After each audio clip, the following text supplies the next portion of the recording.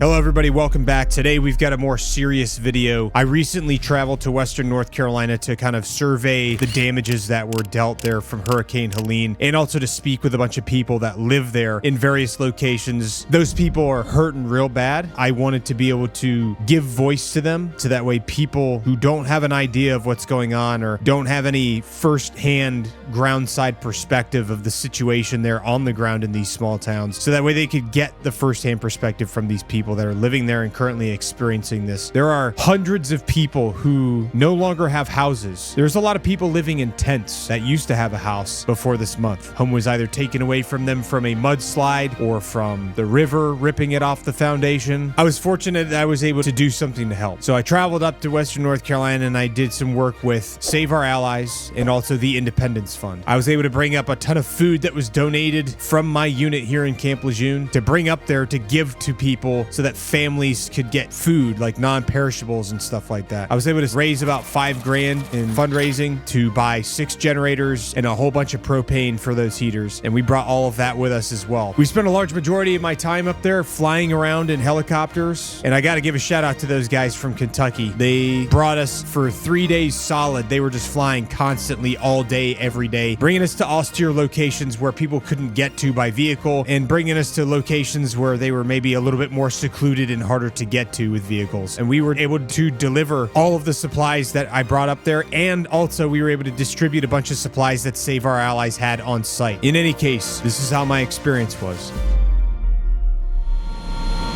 We're currently in a civilian helicopter and we're about to take off pretty soon to go do like a reconnaissance of the area, see what we're kind of looking at with all the damage. And we're going to try to drop some of these generators off. This is what we bought with a lot of the donations. And then we got some of these heaters too.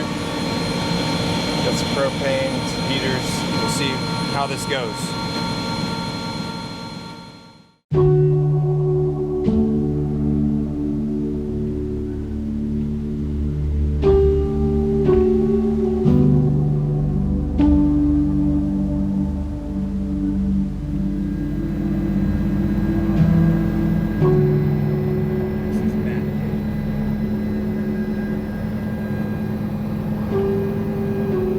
What's going on, guys? We're here in Batcave. This is Chief Freeman with the volunteer fire department for Batcave. We just landed on a bridge right behind us, and we were able to drop off a couple generators, a couple heaters, some coffee from Black Rifle.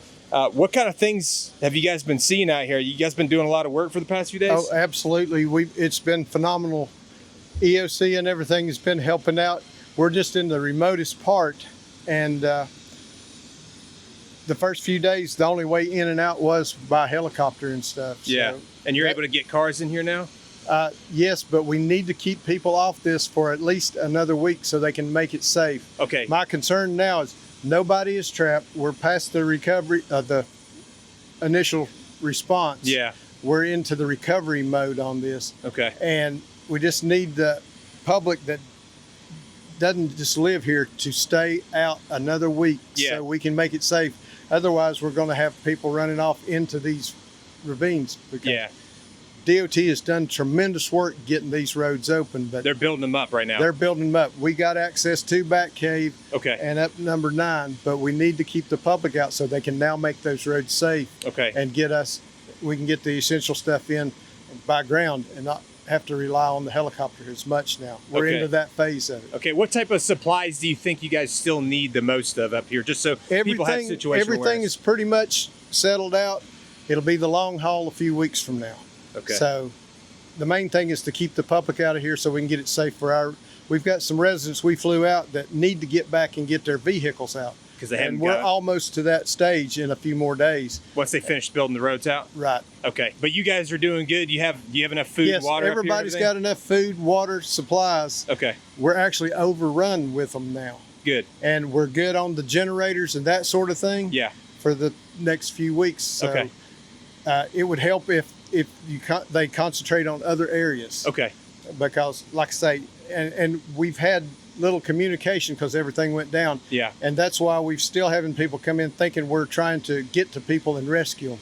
That's not the case. Okay. We've made contact with everybody in our district. And been keeping up with them day to day, the ones that's in here. If you're not like part of the community or working here necessarily, maybe just give them some time to Just finish the roads another out. few days. Yeah, that way we're not cluttering the space up and Right. creating chaos, because I know you guys have a lot of stuff going on, and Yep. and that's why I think this is important, just to get accurate, up-to-date information, because a lot of people don't Absolutely. know. A lot of people just want to help, you know. And so the ones that's out, they're having a hard time talking back with us. We've got phone service established and all that, Okay. but it is spotty at best with all that's going on. So Yeah. now number one is DOT, and then number two is getting the power back in here, and it may be weeks for just little certain sections down here. what kind of frequencies are you guys communicating on? Are you just using like regular HF or VHF, or what do you guys using? Just whatever we can find to talk to each other. But now the phone service is getting back. Just know if you're trying to contact us from outside in here, it's not that we're cut off. It's just the system overloads and try in a later time of day. It's not that nobody's in dire distress, because we've got people stationed out all along here by ATV that goes and do this while DOT is working on the roads. Okay. So that's the best thing I can say to get out. That'll help us. I know they all want to come in and help and see, but just a few more days to make it safe, so we don't start having car accidents and stuff. Yeah, because that would just make it more complicated. We don't need that. Absolutely. So, all right, well, Chief, I appreciate your time, man. Appreciate you all. Thanks for everything you guys are doing out here to help everybody. I know we've been seeing an outpouring of support for Western North Carolina, so it's nice to see. God's doing wonderful things. Yeah. And that's what's really sustained us all. And things will get better. I think so. One day at a time. Agreed. All right, well, thanks a lot for your time, you. man. I appreciate you. All right, we just delivered 2 generators and a couple of propane heaters. We landed here on the road, like right on the road, right on the bridge. So we're sitting there. We're going to take off pretty soon. You can see how destroyed the river was. But these people are awesome. They're doing great work. Don't forget about Western North Carolina. We're going to get going. So we're taking off right now. Now we're going to probably head back to the base and start doing some ground operations.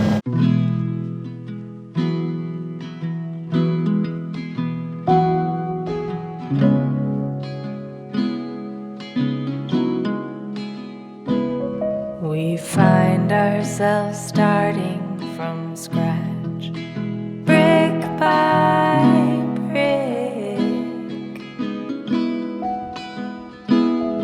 No path carved out for us now.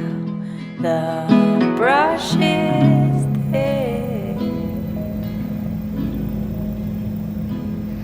So I'm here in Chimney Rock right now, and as you can see,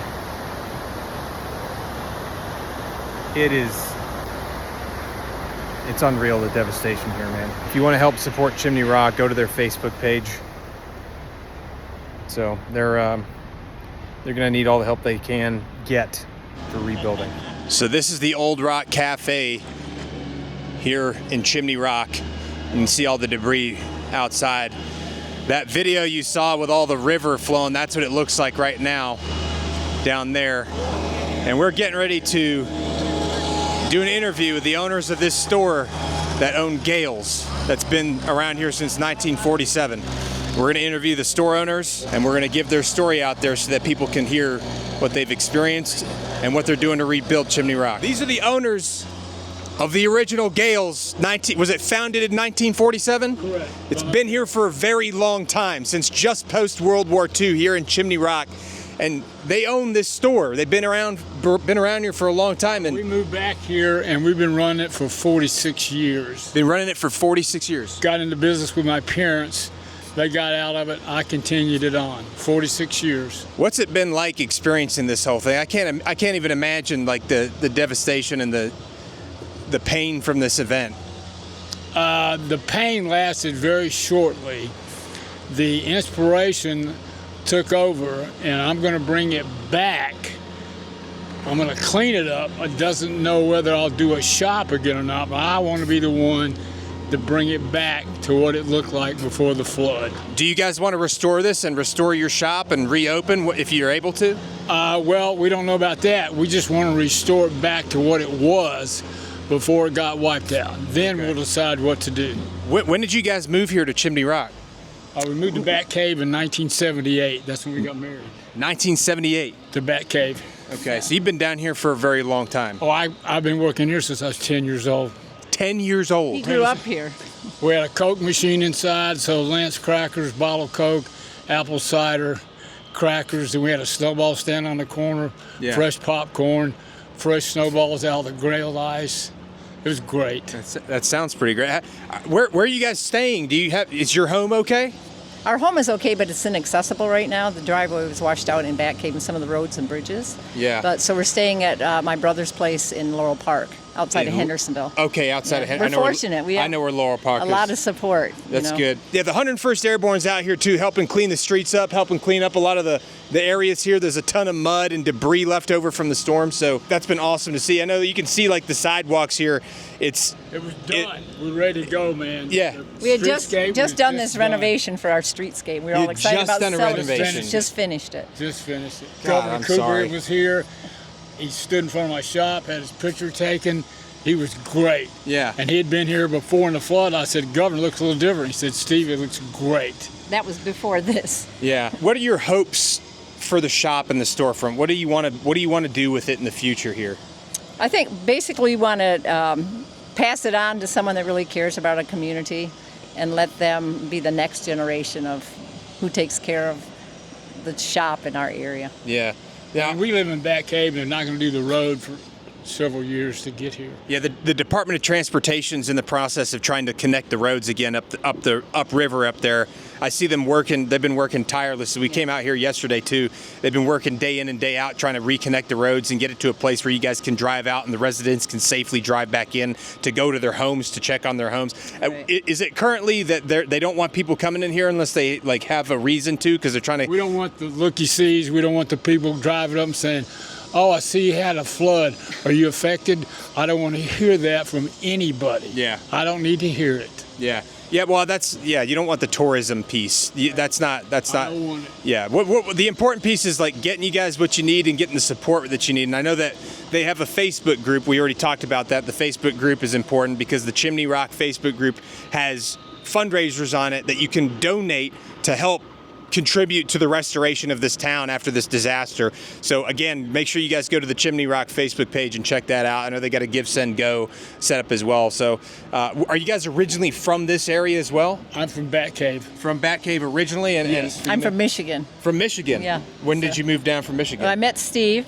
That's how a Michigan girl gets to Batcave. Okay, that makes sense. That's a long way away, but this is your home now. So This obviously. is home. It's been home for a long time, and it's We love Chimney Rock. the support that we have gotten from people that have no connection at all to this place. Yeah. It's just been overwhelming. This is so heartbreaking, but the support we've gotten is certainly At Ole helped. Miss, all my buds called me Batcave.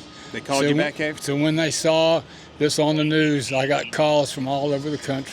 Yeah. Batcave, we're here to help. You can see the Chimney Rock flag up there on that top piece right there, and it's beautiful to see that because it reminds me that Americans are taking care of Americans, and that's the thing that I think is the most important. Support from everybody, government, personal, national, everybody. It's just super. So again, if you guys want to help donate to Chimney Rock, help them rebuild, go to their Facebook page. It's their Chimney Rock, North Carolina Facebook page, and you can help contribute that way. Is there anything specific that people need to know about right now that maybe hasn't gotten out that you guys would like people to know?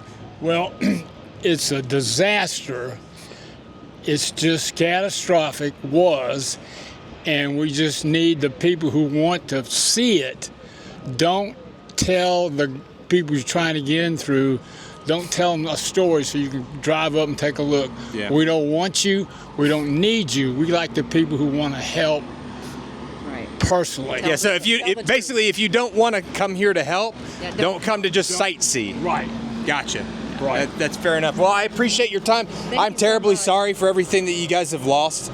And you know, thanks for you guys stay strong, and we'll continue to do what we can to help support. Thank you so much. Come back and see us, and we're put back together. Okay, I will. They are rebuilding. A lot of work getting done.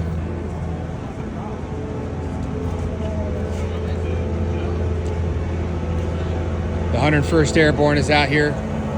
They're doing a lot of good work to help people. But you can see I mean, there's a lot of damage done here, man.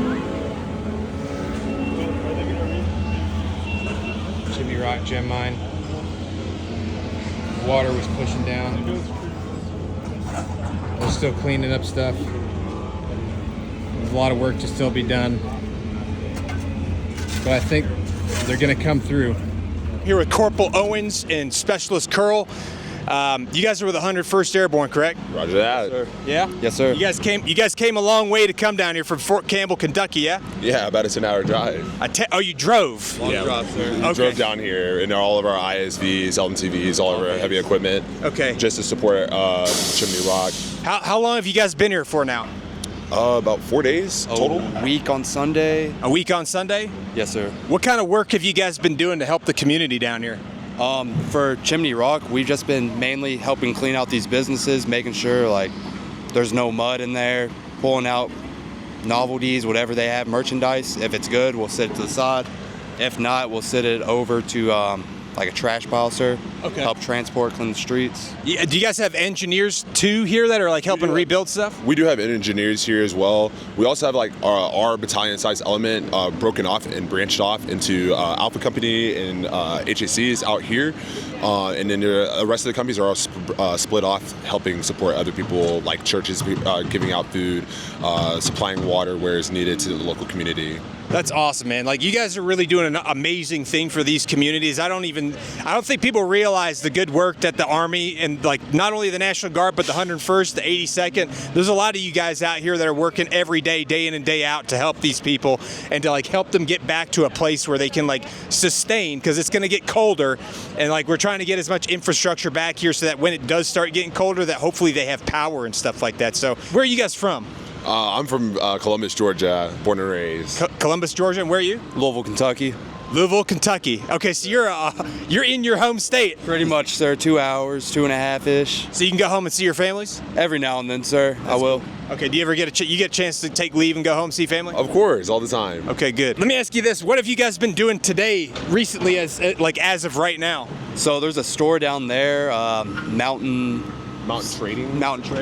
Tradings is the building next to Gell's, that place we just interviewed. They had like a whole bunch of mud. Yeah, about a foot of mud. Just been trying to clear that building out as much as we can. We're trying to clear as much rubble as possible and debris, and just bring it out to the street so it can get swept away and just cleaned up, so they can have something to be stable with. Yeah, man, when you look up and down the street, it's like, it's unbelievable the amount of damage that was done here. I mean, I remember seeing the videos when they were first coming out about the river that was flowing down here, no road. I mean, I've never seen anything like this, but because they're in this bowl, all of the mudslides and all the river runoff came straight down in there and just completely flooded out, ripped the whole town and pushed it down into Lake Lure, which is, I mean, you see that huge debris field that's down there. So it's unbelievable. But look, man, I appreciate everything that you guys are doing here to help this local community, and I appreciate your time. Be it coming here and talk to me, just Joe Schmo, like, hey, can I interview you guys? You know, so it means a lot, and I think it'll mean a lot to other people to understand like what the good things the 101st Airborne is doing down here in North Carolina to help these people out. So, is there anything else that you guys think would be beneficial out here? Just volunteers coming down here. There's a lot of work to get done. There's only so many bodies we got here, sir. How many people you guys got? I know our team is about 23 now of guys just from our company, but it helps out if anyone can just come down here, pick up a shovel, see what the people need down here, sir.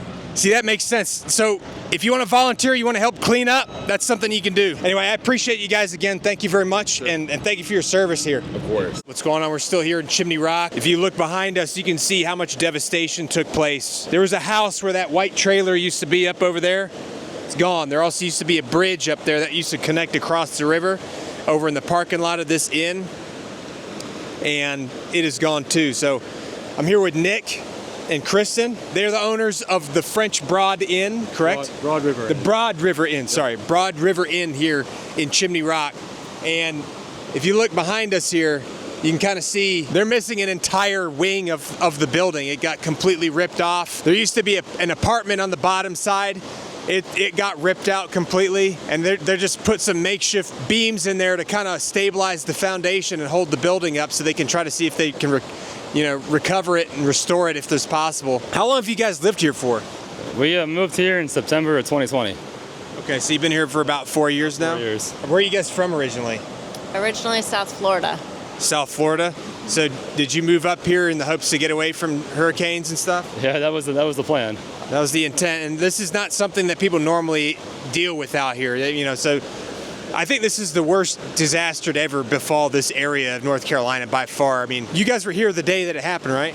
We were not. We were out of the country actually. One of our only vacation that we've had since we moved here. We've been business owners, employees. We've pretty much rebuilt the inn and from inside out with a lot of friends and support from the locals. And so we finally got it to a point this year where it was operating itself. We had the best staff in the world. I mean, they were family, and it was just running. So we decided, let's go on vacation. So we did. And then that's when we were watching the news on vacation, saw a hurricane was coming. Nobody, I mean, we're not in South Florida. Nobody thought the devastation was going to be what it is. It's when the river when it rains and the river rises a little bit, mini Gulf floods. Yeah, no problem. Then it rescinds and then we just hose it off. Yeah. And it clean it up and then move on. But just the destruction from debris falling, the hurricane winds and everything combined was. We came back and we saw photos online. It has. I mean, the photos don't do it justice when you're here in ground zero. Yeah, that's the thing I've noticed too. Is like being here in person is completely different from looking at it from the air, and it's completely different from looking at a video on TikTok or Instagram or YouTube. It doesn't do it justice because this place has been devastated beyond belief, and it's just unreal. I mean, I used to go swimming in this river back when I was living in Western North Carolina, and it doesn't look anything like that it used to. And my heart goes out to all you guys that have been dealing with this stuff and that have been going through this tremendous loss. And I can't even imagine like what it's like to come back to all this stuff completely ruined. You know what I mean? Like, so I mean, it's an emotional roller coaster. It really is. You know, you have your ups and downs. You get mad at the world, but then you realize the community, and not just Chimney Rock, Western North Carolina, East Tennessee, Florida, the entire country. The people are coming like yourself, putting boots on the ground, wanting to help. And we have the help has been tremendous. A lot of unanswered questions, but we're kind of expected that. Just where do you start? Yeah. Right now, we're just starting with cleaning up, like you were talking about. This building is the oldest building in Chimney Rock Village right now. This building? This building right here. It's survived the early 1900 flood. It survived fires. It survived everything. And we're determined to make this one to survive this flood or this hurricane as well. And we're going to do it. I mean, we had the firefighters and locals support it with these 6x6s. And we have some engineers coming out tomorrow or Monday to volunteer their time. So we're pretty determined. You talk about the Army engineers with the 101st, or? They're actually here. They're going to help us today, but some local structural engineers as well that are in the county. Okay, and is there anything that you guys need specifically right now that could be really beneficial? Because I know that a lot of folks out there, they just don't have a good understanding of like what you guys need supplies-wise that could be really beneficial. What is it you guys really need right now? Right now, I honestly couldn't even tell you. Just support from our community and not to be forgotten, honestly. Yeah. I mean, we've had such an outpouring of support given that it's still so fresh, but obviously with the devastation that we've seen here, there's going to be years to come that we are still going to need support from the local communities and from people that used to love to come visit this area, with us getting it back to what it used to be. Yeah. Well, and that's why they have that, like I said that before, they've got the Facebook group. You know the Facebook group? It's Chimney Rock Village. NC. Chimney Rock Village NC is a Facebook group for Chimney Rock, and they have a Give, Send, Go set up on that Facebook page you guys can donate to if you want to help with the relief efforts and the rebuilding of Chimney Rock Village, because they're going to need a lot of help and a lot of support. It's going to be, there was millions of dollars of damage here, and entire houses were lost that got ripped out and shoved down into Lake Lure down there. And it's going to take a lot of support to help them get back on their feet and get back to a place where it's sustainable going into the future. I know the Department of Transportation is currently working on rerouting the river and reconnecting the roads so that people can drive in and out. But right now, you can only get here from either walking or from the air. Is that correct? You can drive through Lake Lure. The bridge is open. We've had awesome the deputies, the sheriff's department, local police. They've all been here really supporting. Like you interviewed someone earlier, we don't need the people coming here being tourists right now. I mean, we are a tourist town, but not right now. We need the people that are coming, support, help us rebuild, and that's what we're getting. I mean, the support has been amazing. DOT, if you asked me how long it's going to take to get to the progress where they are right now, I would have said months, and they are just moving like light speed. It's been 2 weeks, and they're making waves. A lot of the residents, they've even said they don't want everybody coming back yet because it's not safe to go inside your homes, and they don't want people to get injured or fall into a collapsing building. Because I mean, obviously, as you see across the street there, a lot of those buildings are like on the verge of complete collapse into the river, and it's not safe to go inside of a lot of these structures. So they're trying to just keep people safe and prevent anyone from getting further injuries from this stuff. So anyway, again, you know, I appreciate you guys taking the time for this. I wanted to go up into the front so that people can see what the front of your building looks like. But I do want to do a quick shout out. Yeah. Everybody needs to know this story too. Yeah, our livelihood is pretty much on a screeching halt. Yeah. We'll rebuild. We'll figure it out. We have an awesome support team, family, friends, just everybody. Chimney Rock is Chimney Rock strong. I mean, we're going to rebuild. I know it bottom of my heart. However, there's a gentleman out there named Bruce. He's the assistant fire chief for Chimney Rock. He's probably working right now, that's why he's not doing interviews, and he's kind of a role model to a lot of us. He and his new wife, they watched their house and their business go down the river, and ever since that day, he's been at the fire department 24/7, volunteering, helping, staying busy, doing his part, and he lost everything. And there's a lot of stories. I mean, you can look behind us. There's so many stories of the community coming together and people's true character shining right now. And that's what we want to move forward with, the positive news that Chimney Rock will rebuild, we'll be back. Don't forget about us. And then when we make the call for help, just come and help us and bring your shovel.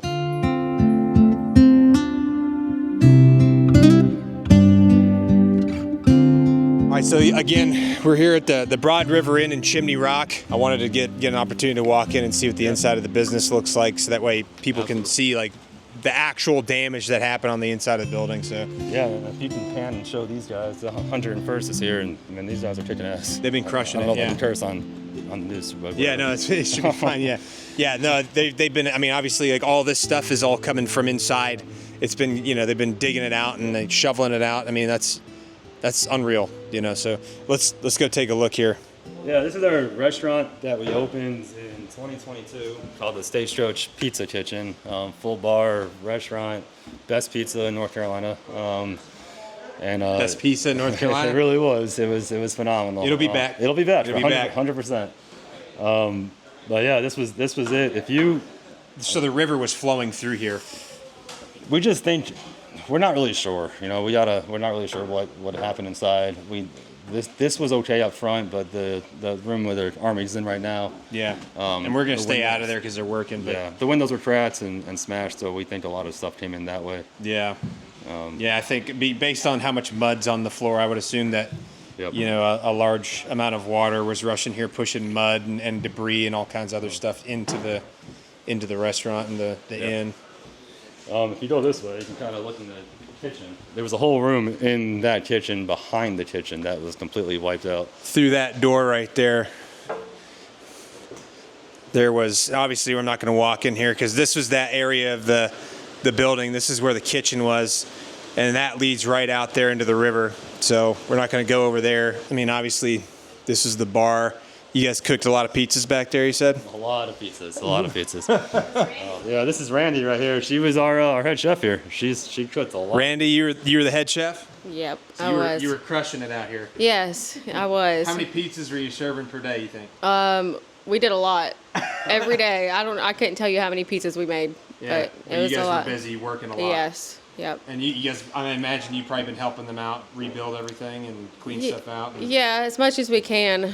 I mean, there's only so much I can do, but we've been trying to be here for them for whatever they need. So you guys are aware she's been helping me film, which has been super helpful because I don't have like a crew or anything. So I appreciate you helping me out with that. We'll walk back out front. I don't want to get in the way of any of the National Guardsmen that are here and stuff, and we'll go finish out there. I appreciate your time. What was your name today, sir? Peter O'Leary. Peter O'Leary, and what do you do here in Chimney Rock? I am the mayor of Chimney Rock Village. The mayor of Chimney Rock Village, Peter O'Leary. I appreciate your time today. Sure. Thank you. Sure. And I appreciate all the work you guys are doing up here. I know you guys have been busting your butts over the past couple weeks to try to get things to a sustainable point, and you know, first off, like, you know, I know it's been absolutely devastating, and I've been seeing everything on the news and on social media and stuff, so I'm sorry that you guys are having to deal with all this stuff. It's been unreal. Like, I'm from this area. I've never seen anything like this before in my life, so I appreciate everything that you guys are doing to help the folks out here. I know you guys have been working a lot, so could you tell me a little bit about what we're getting done right now, what the current situation is here on the ground in Chimney Rock? Well, right now, I mean, the movement you see in the background is the North Carolina DOT rebuilding the road. Okay. So they are putting in a temporary access road for the people that so they can get to the property up the river, and then once they finish that, they will start work on the design and construction of the permanent road. Okay. But they are in here working. They were in here, you know, very quickly after the event happened, after the disaster, and they've been working very hard to get the road up. Yeah. We've had Duke Power's been in and has gotten the power back on pretty quickly. We've got some water to some of the residents. We're still missing a water system and a sewer system, and that's I mean, part of a water system in our whole sewer system. Yeah. So that's going to take some time. What, are they trying to push the river all the way back to the opposite end? Only in certain areas. Okay. Because, and it all depends on the road. Okay. So where the road is, you know, so DOT is doing what they need to do to build the road and protect it from the river. Okay. So that's their primary purpose right now. A lot of things that you hear or ask about or want to know the answer to are still undetermined. Yeah. But I will tell you this has been determined. I mean, Chimney Rock Village is rebuilding, the road's being rebuilt. Chimney Rock Village is not going anywhere. Okay. It's going to be rebuilt.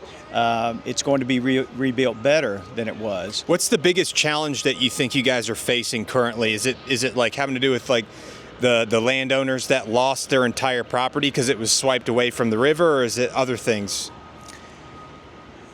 I know it's a very loaded question, but I'm not sure. I mean, it's hard to say what the biggest challenge is because they're all big. Yeah. I mean, DOT, the road is obviously one of the bigger challenges and probably the most expensive challenge. Yeah. But to reassure people, I mean, that road is being rebuilt. So Okay. so that challenge has been at least answered as far as what's going to happen in the future. You know, another big concern is all the private, small little mom and pop businesses in town. Yeah. You know, they're all struggling. They've all been devastated. We're all in shock still, but they're in there cleaning out. I mean, we've had hundreds of Army personnel come in and help us with the clean out, and they have been fantastic. The Army's been real helpful out here? 101st Airborne is one. There's probably other groups, but they have been in here. They're efficient. You get 30 or 40 guys in a building with shovels and buckets, and it gets cleaned out in a hurry, and that's fantastic. Yeah. Because again, these are small operations that don't have a huge number of employees to come in and help do this. So that's been wonderful. That's good. The challenge going forward, I think one of the bigger challenges is, again, these smaller businesses, private mom and pops, they're going to need help rebuilding. Yeah. And we do have some groups that have come in and offered volunteer assistance, and that's wonderful, and we'll use them as much as possible. But, you know, I keep reminding people, 2 months from now, 4 months from now, 6 months from now, we're still going to be needing a lot of help rebuilding. Yeah. And not the infrastructure, but the mom and pops and the shops. Right. So that's when we need volunteers to be able to come back and help us get going. Now, do you have like any type of like fund that you guys are putting together to raise money for the town? Because I know this is going to be extremely expensive to pay for all this stuff, and like you don't just have piles of cash laying around that you can afford it. Do you have any like specific place that you're raising money at? We do, and the best thing I can tell you, anybody that's interested, if they'll look at our Facebook page, it's Chimney Rock Village NC. Okay. And we're trying to post everything we can to that page. Okay. We do have a GoFundMe type account. It's not exactly GoFundMe, but it's a similar like account. a Give, Send, Go? Give, Send, Go account. Okay. Thank you for reminding me. Yeah, no problem. And it's the official Chimney Rock Village Disaster Relief Fund. We're exploring the idea of putting together a nonprofit economic development fund. Okay. To actually help with the infrastructure, help with the private infrastructure rebuilding. Okay. And so that's something, and again, if you are interested and really want to help pay attention to the Facebook page, because that's where we're trying to push all this information out. So I appreciate your time. absolutely. I appreciate everything that you guys have done. I'm sorry for the devastation you guys have had to experience. I know it's been, I can't even imagine what it's like to lose everything like this. I mean, some of these people lost their homes, their businesses, they got nothing left. They don't even have the land that their house was on. And if you guys want to help them, go to their Facebook page, like I said, because this is what it's all about. Americans coming together to help other Americans out. I know right now it's getting kind of loud. There's a helicopter that we rode in on. They got to take off, go to Batcave right now. But again, Mr. O'Leary, I appreciate your time. Thanks for everything that you guys are doing out here. And obviously, if there's anything you guys want to do to help, go to their Facebook page. We have to go to some other locations and help people. So I want you to have an idea of just how devastated everything is out here. Look at this. This is a parking lot. There used to be a road leading from over there all the way out, but you know, not anymore now. So it's the Department of Transportation's trying to build it back. You can see they're slowly getting it worked around. They're trying to bring the river back all the way over there. They've moved a whole lot of it already, and you can see it way back there because it pushed all the way down in here and absolutely destroyed everything. I mean, there's the Old Rock Cafe that everybody saw the video of, with this entire area being covered in water. And this is how far the Department of Transportation's come so far in like almost 2 weeks. So they've been crushing it out here. Like, they're trying to get these people connected with society again and back connected with Batcave so they can get supplies in from the road over there. Currently, the only way in here by road is through Lake Lure, but they're gonna work on getting that fixed. So they're still asking people to kind of stay out while the construction and stuff is going on, because there's just not, they don't have the space for it. But you know, I'll try to keep you updated with as much as I can find out as we move forward in here. That's my ride up there. Nice for me. Got to go down to the parking lot where they're gonna land. So this is it.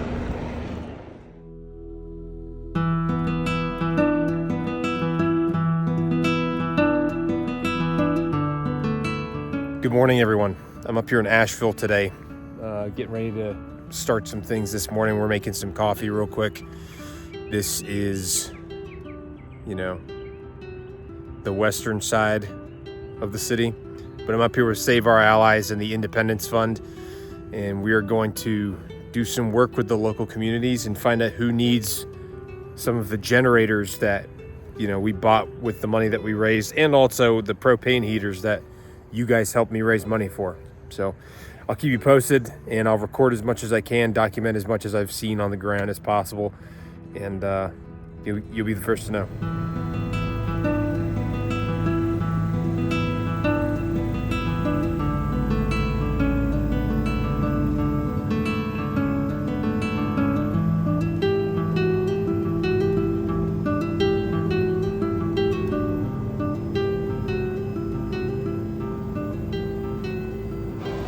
All right, I'm here with Chief Warrant Officer 2 Sessoms. How are you doing today? Good. How are you doing today? All right, I'm doing good. I appreciate you taking the time. So I wanted to explain to everybody, like, kind of like the good things that the National Guard's been doing to help the people here in Western North Carolina, using aircraft like this CH-47 Chinook, which they've been flying supplies all over the place to these small remote mountain towns, dropping off pallets and pallets of food, water, all kinds of other supplies. So, like, what towns have you guys visited so far? We've been up around like Avery. We got to Boone for a while. Okay. And we're down southeast. I've ran a lot up to like the Pole Creek area. Okay. Burnsville, I believe, is another name of one of the other places we've been to. So. What day did you guys get out here? I got out here Thursday. Okay. Last week. So. Thursday of last week. Yep. Yeah. We got the order to launch from Fort Liberty. So out of the 82nd came out here. The Guard had requested us. We sent 2 aircraft Wednesday night, and then the rest of us came out Thursday morning. So people have been pretty receptive to the help that you guys have been bringing them out? Oh, absolutely. It's been an incredible welcoming. It's like once we land on the ground, the guys are extremely thankful. They're like giving handshakes, hugs, and they're like, God bless you and all that. So it's been extremely nice. The cargo offload has been supportive. They've been helping us with that too. So it's been nice. You're in the National Guard, correct? No, I'm active duty. Active duty. Okay, so you're active out of Bragg? Yes, out of Fort Liberty. Yep, Sorry. Fort Liberty. Sorry. But yeah, okay, so you got here Thursday. You guys, what kind of stuff have people been asking for supplies-wise now as of like currently? Currently, it's not so much the food, water now. We've given out, so normally we carry about 4 pallets of food, 4 pallets of water. And then now it's been more, more specific, like medical supplies. A lot of the heaters and generators, because the cold weather coming. Yeah. It's dropped down in like the high 30s over the last couple nights. Yeah, it's been getting cold. Yeah, so we've a lot of fuel, a lot of generators, a lot of heaters, and those are coming out of Boone mostly. So coming out of Boone mostly. How many like runs have you guys done to these different towns so far? Normally, on a regular day, we launch about 4 to 5 aircraft, and then we're getting like 3 turns a piece normally. Okay. So it's not too bad. All right. So you guys have been bringing, I've heard you've been bringing Starlink, chow, water, power generators, heaters, blankets, like medical supplies and things like that. Have a lot of those supplies come from donation, or have they come from other places? From what I understand, a lot of the supplies are coming from the donations. I know we have a C-17 that flies in most nights to drop off. I think they're dropping like 13 Lima pallets off. Okay. Of just random supplies. There's been people in and out. The private airline, like our private pilots have been flying in. Okay. So yeah, whatever we can get our hands on, we've been taking. If it fits, then we take it. Yeah. What groups have you guys ran into? I know you said you've ran into some various like nonprofit organizations working out here. Which ones have you connected with so far? The guys that the first couple turns I made was the Martyrs Walk was out here. We've been up with Samaritan's Purse has been out here as well. I've heard some good things about them. Those are guys out of Boone. They've been giving us the generators and fuel to distribute, so that's been good. But for like the local LZs, I worked with a couple fire departments, local volunteer fire departments that are asking for supplies. So how about LZs and stuff? Like how have you guys been setting up LZs? Like how have you been like kind of navigating to the different LZs or establishing them or determining like where to land? So they will normally have like some point of contact on the ground that's out there. We'll get a mission number to our talk. They'll give us an 8 to 10 digit grid, and then once we take off, we'll call them prior to us leaving. Punch it into the GPS, fly us out there. We'll low approach over the top of it to see the suitability of the LZ, and then if the field looks good and everything looks good, then we'll land. And I think now they're getting the ground controllers out there to actually get on comms with us. So we've got guys with the, other military guys with radios that can talk to us. Talking about like TAC-Ps? Yep. Yeah, TAC-Ps. There's some JTACs. There's, I know there's some of the like ODAs coming out to do that too. Okay. So they've been helping coordinate air support on all these different various locations? Yep. Yeah, they're out there with us. That's cool. So there's been, in the beginning, would you say that it was a little bit harder for the communication piece just because of all the different agencies that were working out here? I think it was a little bit, but once you would get on contact with the guy that was on the ground, they'd give you the phone number. We'd make the call with them and tell them, hey, we're going to be out there. We'll be wheels up in like 30 minutes bringing these supplies. Expect us in an hour. Okay. And so when we got out there, we do that low approach over. They'd normally wave us in or, like, hey, this is where we are. Yeah. And so then we'd land on the ground, hop out, have the conversation to be like, these are the supplies we brought. What else do you guys need? And then you guys come back and you grab whatever else they need and you go back and bring it back to them? Yep. Yeah. Just if they need more supplies, we relay that back when we get here over the radio, and then they'll load us back up and we're right back out. Okay. Well, I know I've been watching you guys crushing it out here. I know obviously there's a lot of National Guard, there's some federal troops out here. And I hear nothing but good stories about the good work that you guys have been doing to help support these local communities. And I know, especially in the earlier part when there was no roads anywhere because everything was destroyed, you guys were like the only way other than like the private aircrafts that were up here where people were able to get supplies. So, I'm grateful that you guys have been doing a lot to help Western Carolina. And I know that the people out there have been super like grateful for that. And the amount of coordination and like just like the amount of hours everybody's been working, it's been round the clock. I mean, would you say you guys, how many hours a day were you guys working in the beginning? We normally run a 12-hour day. So 12 hours? Yeah, from the time we show up to the time we're leaving, it's about 12 hours. Okay, so working round the clock to get supplies out to people. Well, either way, I appreciate your time, man. I appreciate everything that you guys have been doing. And, you guys have been doing an awesome job, man. So, like, I think it's important people understand that, you know, the Army and the National Guard, they've been absolutely crushing it. If it weren't for them, like, we wouldn't have had a lot of this capability of bringing heavy quantity of supplies to these locations, because you can't fit a lot of stuff in these little birds that these civilians have. You know, they're doing a good job, but you guys can bring, I mean, how much weight worth of supplies can you bring per drop? Per drop's about 13 to 15,000 pounds. So I think a total since we've been on ground, we've moved almost 750,000 pounds. 750,000 pounds. And see, that's how you make sustainability. Because without sustainability, you don't have any longevity while the linemen are out here getting the lines up.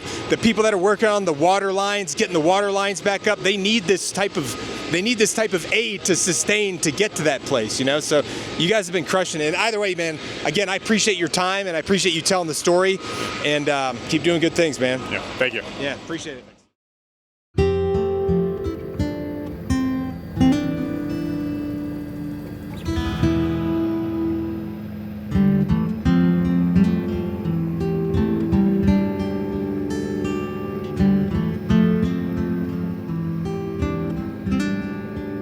Volunteer Fire Department here in North Carolina, Western North Carolina. I'm here with Seth. How you doing today?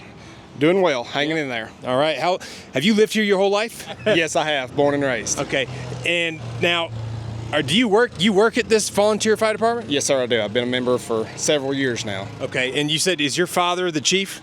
No, that's actually my uncle. Your uncle? Okay, sorry. My father's a member here as well. So okay. Kind of a family deal. Yeah. Deal here. And have you lived in Pensacola, North Carolina? You said your whole life? Yes, sir. Okay. So, as far as storms are considered, like, you've been through a lot, probably. How old are you now? I'm 25, so I've been through. Katrina was a bad one in 2004. Yeah. We actually had a flood here 3 years ago from a hurricane that came up through the Gulf, kind of similar to this one, and it was bad. It took out a lot of major roadways, kind of from here to the fire department and up. Yeah. But this by far is unlike anything I've ever seen. This is the worst you've ever seen? Yes, sir. A lot of people around this area compare floods to 1977. There was a really bad one that occurred in this community especially, and every old timer around here has said 77 doesn't hold a lot to this one. Yeah, that's what I've been hearing from a lot of folks in a bunch of different communities. Have you guys been getting enough, like, resupplies and enough supplies from, like, you know, the National Guard and other volunteer organizations that are coming up here? Yes, we've had, I couldn't tell you how many different organizations that has brought supplies, manpower, just even prayers. It's been unbelievable to see. I was telling somebody the other day that we've seen a lot of bad in the last little bit, but I swear we've seen a whole lot more good than we have bad. So another big need is fuel to keep all this heavy equipment. And what kind of fuel? Well, diesel and gas. Okay. And right now it's starting to turn cold, so we're going to start having to kind of switch our focus to maybe some kerosene for the heaters, because I think that next week the temperature's supposed to drop in this area. So we're trying to think outside the box on ways to heat some of these homes around here, because we're still without power. Still with no electricity up here? No, only the fire station has electricity on a backup generator. Okay, so there's a lot of these smaller communities in the mountains. It's going to take the lineman time. If you look right over there at those power lines, you can see they're all down still. Like, that's all down power lines over there. So, like, it's going to take time. Some places I've heard it might take like 6 weeks potentially. I've heard, but I've seen a ton of linemen all over the place doing a lot of work. So hopefully they'll get you guys up sooner than that. But that's the same thing that I've been hearing, is that power generation is important, like getting generators up here, solar generators, propane heaters, and blankets and things to warm people to help them sustain into the wintertime.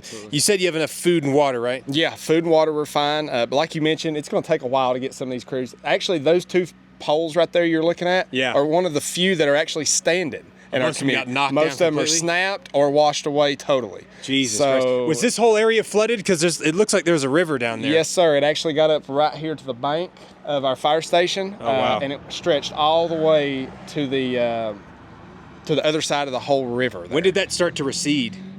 Well, the storm happened that Friday morning.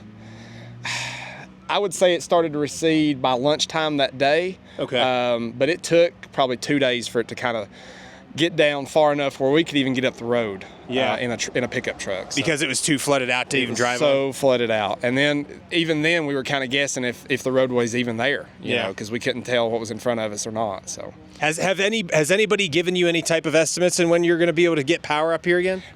I know our local electrician group, French Broad Electric, they are excellent.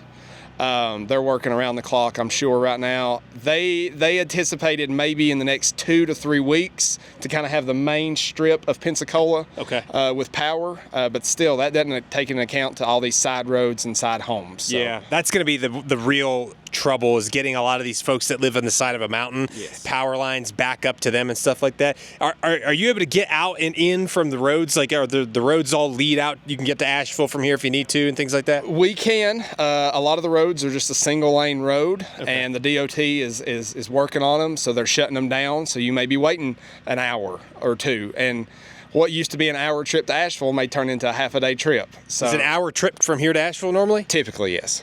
Jesus, crazy. Helicopter. I've never ridden on civilian helicopters in this area before, so it's really weird to see how fast you can get around in those damn things. But that makes sense, about an hour. But now it could turn an hour trip into a 2-hour trip? If you're lucky. If you're lucky. Worse than that? Yeah, probably a half a day. One of the most eye-opening things is how much this has drawn the community together.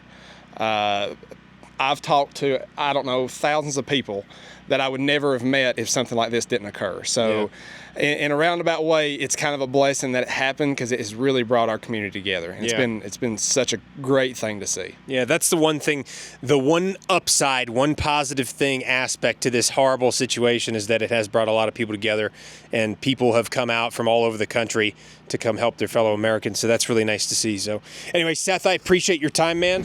We're getting ready to head up to Avery by helicopter and also by truck. And just so you guys are tracking, all this food, all these bags of food is all from the commissary on Camp Lejeune. So these are all going out to families out there in Avery. And then we're sending them 2 propane heaters and also a 2200 watt generator and another 2200 watt generator. So that'll be 2 generators out there and 2 propane heaters and a whole bunch of bags of non-perishables for the families.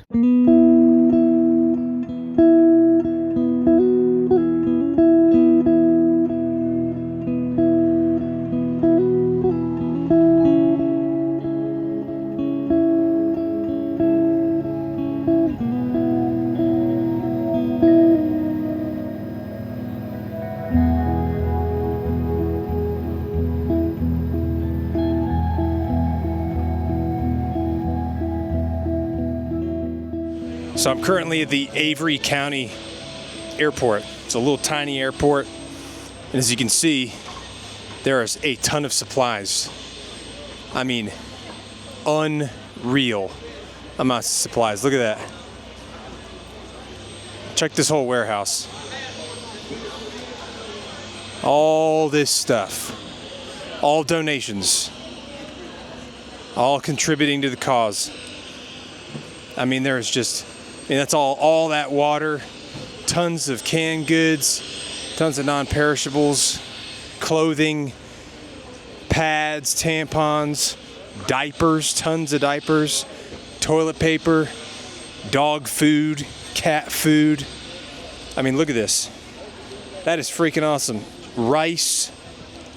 I mean, they have gotten so many donations. It is freaking awesome to see this. We just got done unloading this trailer right over here. This guy, it was full of stuff. And, it's great seeing people come together to help each other up here. So these guys are helping support all over Spruce Pine, Burnsville, all of Avery County, North Carolina.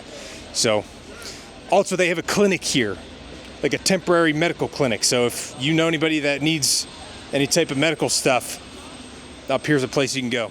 All right, welcome back. We're back at the Avery County Airport, where they've got a big, huge resupply station for this entire county. You guys are supplying things for Spruce Pine, Burnsville, tons of places all over the whole county. And what is your name for everyone out there? Dr. Molly James. Dr. Molly James. And what did you do? I heard you founded this whole clinic for this area. Yeah, we just took off from St. Louis. We drove out here, and we were making contacts all the way. Where can we plug in? Where can we help? And they said, we need a field hospital. And so here we are. So this was an empty building on Monday, and now we have pretty much supplies to handle most urgent, emergent situations to stabilize to get to a hospital. And you guys came from Missouri, you said, is that right? Yeah, we're based in St. Louis, Iowa, and Indiana. Geez, so did you guys fly here or drive? Some of both. A couple of us flew in to kind of get on the ground and figure out where we were going. And then our convoy drove in with supplies, medical supplies, and other support. Okay, what day did you guys end up getting here? We got here Saturday, and then... Oh, the day right after the storm, pretty much? No, this Saturday. Oh, this past Saturday. A week out, yep. Okay. And then our convoy got here Sunday. We started setting this up Monday morning. And you guys have already been like triaging and treating patients and taking care of people? Yeah, they don't know we're here, so it's a little bit slow on the patient front. Okay. And some of the people can't get out, so we've been sending medical teams up into the hills for people who are remote or really sick and can't get out. A few people have been trickling in, but we're getting... letting people know we're here, and so I think that's going to pick up. Yeah, well, this is hopefully help get people's eyes on it and like understand that, hey, there's a place you can go if there's an emergency and you live in Spruce Pine or you live on the side of the mountain out here. Yeah. How long have you been doing or practicing medicine for? About 20 years. Okay, so you've got plenty of experience. Yeah, I'm a former trauma surgeon, ICU physician, so good skill set to have in a situation like this, kind of multi-purpose. Where have you guys been getting all the supplies and stuff? Has it been mostly from donation, or were hospitals donating them to people, or were they just from like private donors? These are all from private donors, for what I know. We brought a handful of things just to get off the ground, but anybody and everybody who had extra stuff has dropped it. You know, churches put out gatherings, people have purchased stuff and sent it in. Yeah. So. Now, do you have like things like insulin, EpiPens, all kinds of random stuff that maybe anybody could have or need for like emergency situations? Yeah, so the all call for that went out last Saturday. So by a Tuesday, we had like 100 EpiPens. Okay, good. So it's about a 3-day lag between when we ask for it and put it out on social media and it arrives, and then it arrives en masse. So then we have too much. So and you end up having a surplus. Yes. Yeah. But better to have too much than not enough, I guess, right? Really, because I think the need is going to be quite long lasting here, and so long after the excitement and drama goes away, the need is going to be there. So even getting a little back stock for these people, as long as we can manage it, is a good thing. Okay, and are you guys part of a specific organization that does this? What's it called? Well, my clinic is the James Clinic, so... James Clinic? Yeah, we just volunteered and brought the clinic, and then we've connected with a lot of other people. We plugged in with Judges Rescue. Okay. So that's formally who we kind of partnered with to get this off the ground. Okay, and how many nurses do you guys have working with you here? I think we have about 5 nurses, 2 doctors, and then we have various local paramedics who have volunteered or driven in that have helped on and off. A lot of what we've been doing is supporting the volunteers that are out there in the sun 16, 18 hours a day. They're exhausted, and we're trying to keep them going because they're so valuable. So that's been a big part of our mission too, just providing that medical backup for the on-premise. For the volunteers. Do you guys have IVs and stuff like that? Oh, yeah. Oh, you do? Okay, yeah, because I know IVs are where it's at. Yes. And then B12 shots and stuff like that, too. Oh, yeah. We've got all the good stuff. That's good. Yeah. Well, hey, I appreciate what you guys are doing here. It's obviously having a huge impact on the community, and like that's super awesome. You guys came down here to volunteer your time to help the people of Western North Carolina, and I know that they're very grateful for it as well, so thank you. Yeah, thanks a lot. I'm here with Dan, right? Yes. Dan, I appreciate your time with it today. Dan, you run this operation, right? This whole aid relief operation that's going on out here? I run the ground operations along with multiple other good Americans that we're trying to service our area, yes. Yeah, there's a lot going on out here, man. It looks like you guys have a ton of donations from probably across the country, I would imagine. Honestly, we do. I think we even have stuff all the way from Canada and other country. Other countries? Yes. The Jordan King himself sent us his plane with supplies. The Jordanian king? Did he land his plane here? Yes, he did. For the past 3 days, Dean and them, they have pictures. That's crazy. Yeah, it's pretty awesome. Yeah, that's awesome, man. You guys have, you have a really good setup here. You got like an aid station in the back, which is awesome, like with actual doctors and nurses who can treat people. Yes, sir. What parts of Avery County were hit the worst, if you had to make a guess? So if I had to make a guess, it'd be like Newland area, southeast, and then all the way up to northwestern areas, because that's like where the rivers really were. Everything was pretty much destroyed fairly well, but a lot of those homes that were close to rivers got washed away really bad, and they're still kind of trying to search. Are they still out of electricity out here? A lot of places are still out of electricity. The electric company's doing fairly well, but I think they're at their speed for safety and everything else. They're only able to do maybe 16 poles a day per crew. Okay. I mean, I've seen these guys work. They're working. They've got machines out there digging and replacing. A lot of them were just ripped off so bad and broken that they actually have to fully replace the pole. Yeah, which is a huge deal. Yeah, and a lot of them are into trees and stuff, so they got to cut tree. They got the tree crews in there, with these crazy machines trying to cut the trees and at least get the branches down around it so they can get in there and do it. So they're doing their best. But like any good way to do things, you got to start from the inside out, right? Well, unfortunately, we've got all these people up in the mountain ranges, up in the hollows that they can't be reached. So that's what we're trying to do. Our whole mission plan is actually it's deep and out. Basically, it's as deep as we can get to the North Carolina border for Avery, Mitchell, and Yancey counties, and working our way back towards this airport right here, because it's from this airport out, it's pretty much the same distance to all those areas. Okay. So that's our major goal. Who actually owns this airport? This airport is community owned. Owned by the county or something? No, it's owned by a group of gentlemen. Okay. It's basically like an HOA community kind of thing, but it's an airport. So they all pay to build their hangar on the land. They lease the land of where their hangar's at, and then they all pay dues. So we're not a FAA airport per se. Are you just one of those guys? That's I don't know nothing here. I came and asked a favor. Oh, okay. And then they were like, "We're putting you in charge." No, actually, JARS was here. They bring in some supplies, and they were pushing them out, but they were only contracted here for beer for a few days. Yeah. There was some leftover pallet of water here, and my son and I were passing stuff out. So I told him, I was like, "Hey, in the morning we're gonna go back out there and get that water. I'm pretty sure it's not locked up." So we came down here, and I see a retired TAC-P out there calling an aircraft and stuff, and there's supplies coming in, but there's nobody here with them but him and his 3 other guys that are kind of run the mission. So National Guard dudes? No, retired active duty. The retired active duty guys? Yeah. He said he was called by the NCDOT to kind of help him out.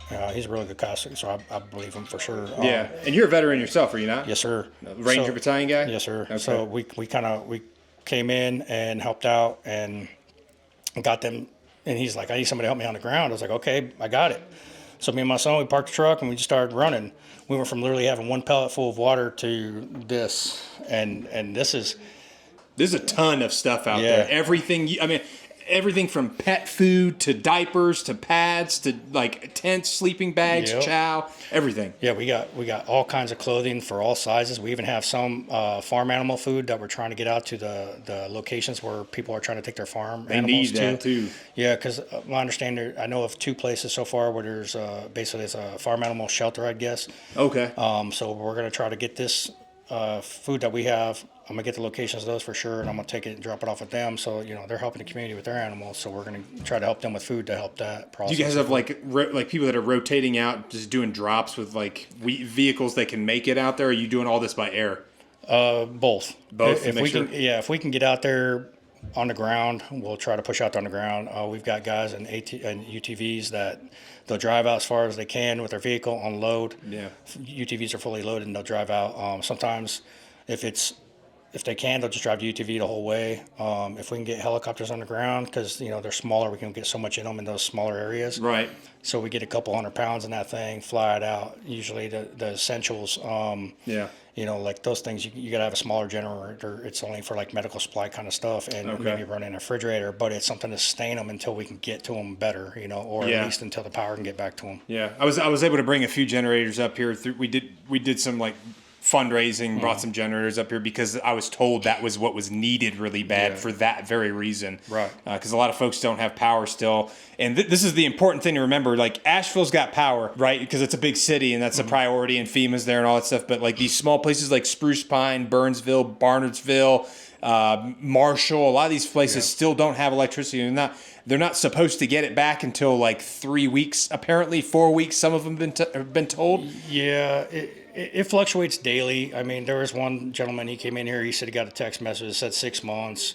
A lot of stuff's automated, so 10 minutes later it could say 3 weeks. Yeah. It really, they got to get the hubs up. Yeah. And then from the substations? Yes. So once they get a substation running, they start connecting lines together and kind of help them all out. So, they are working diligently to try to get it all done. It's just, it is what it is. It is a lot of work. Yeah, it's a lot of work. And though we had all these people down here, well, then Florida got hit.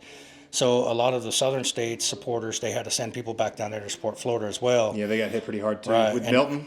Yes. And then a lot of people we have are coming from northern sides, winter's coming. So when it gets cold, the southern states, they're not really trained to handle that. So, they may or may not stay. And then hopefully the northern states that are here helping us with power, if it's not fully complete, then they're going to stay and kind of help out. So, Yeah, that's my hope, because I know that like winter gets real rough up here in the mountains. Yeah. And that's the one thing I'm most concerned about, is getting this set up where it's at a sustainable level where people can live and survive and not freeze to death, you know what I mean? Because they've gotten enough like food and water. There's tons of food and water up here, but they just need to get electricity. Right, and actually, a lot of these places, if we send water out to them, even if I dropped a pallet for the daily use of water, it might last a family of 4, maybe 2-3 weeks. So we actually have these buckets that it can do not what they said 9.999. Basically, they can't say 100%, but it pretty much does.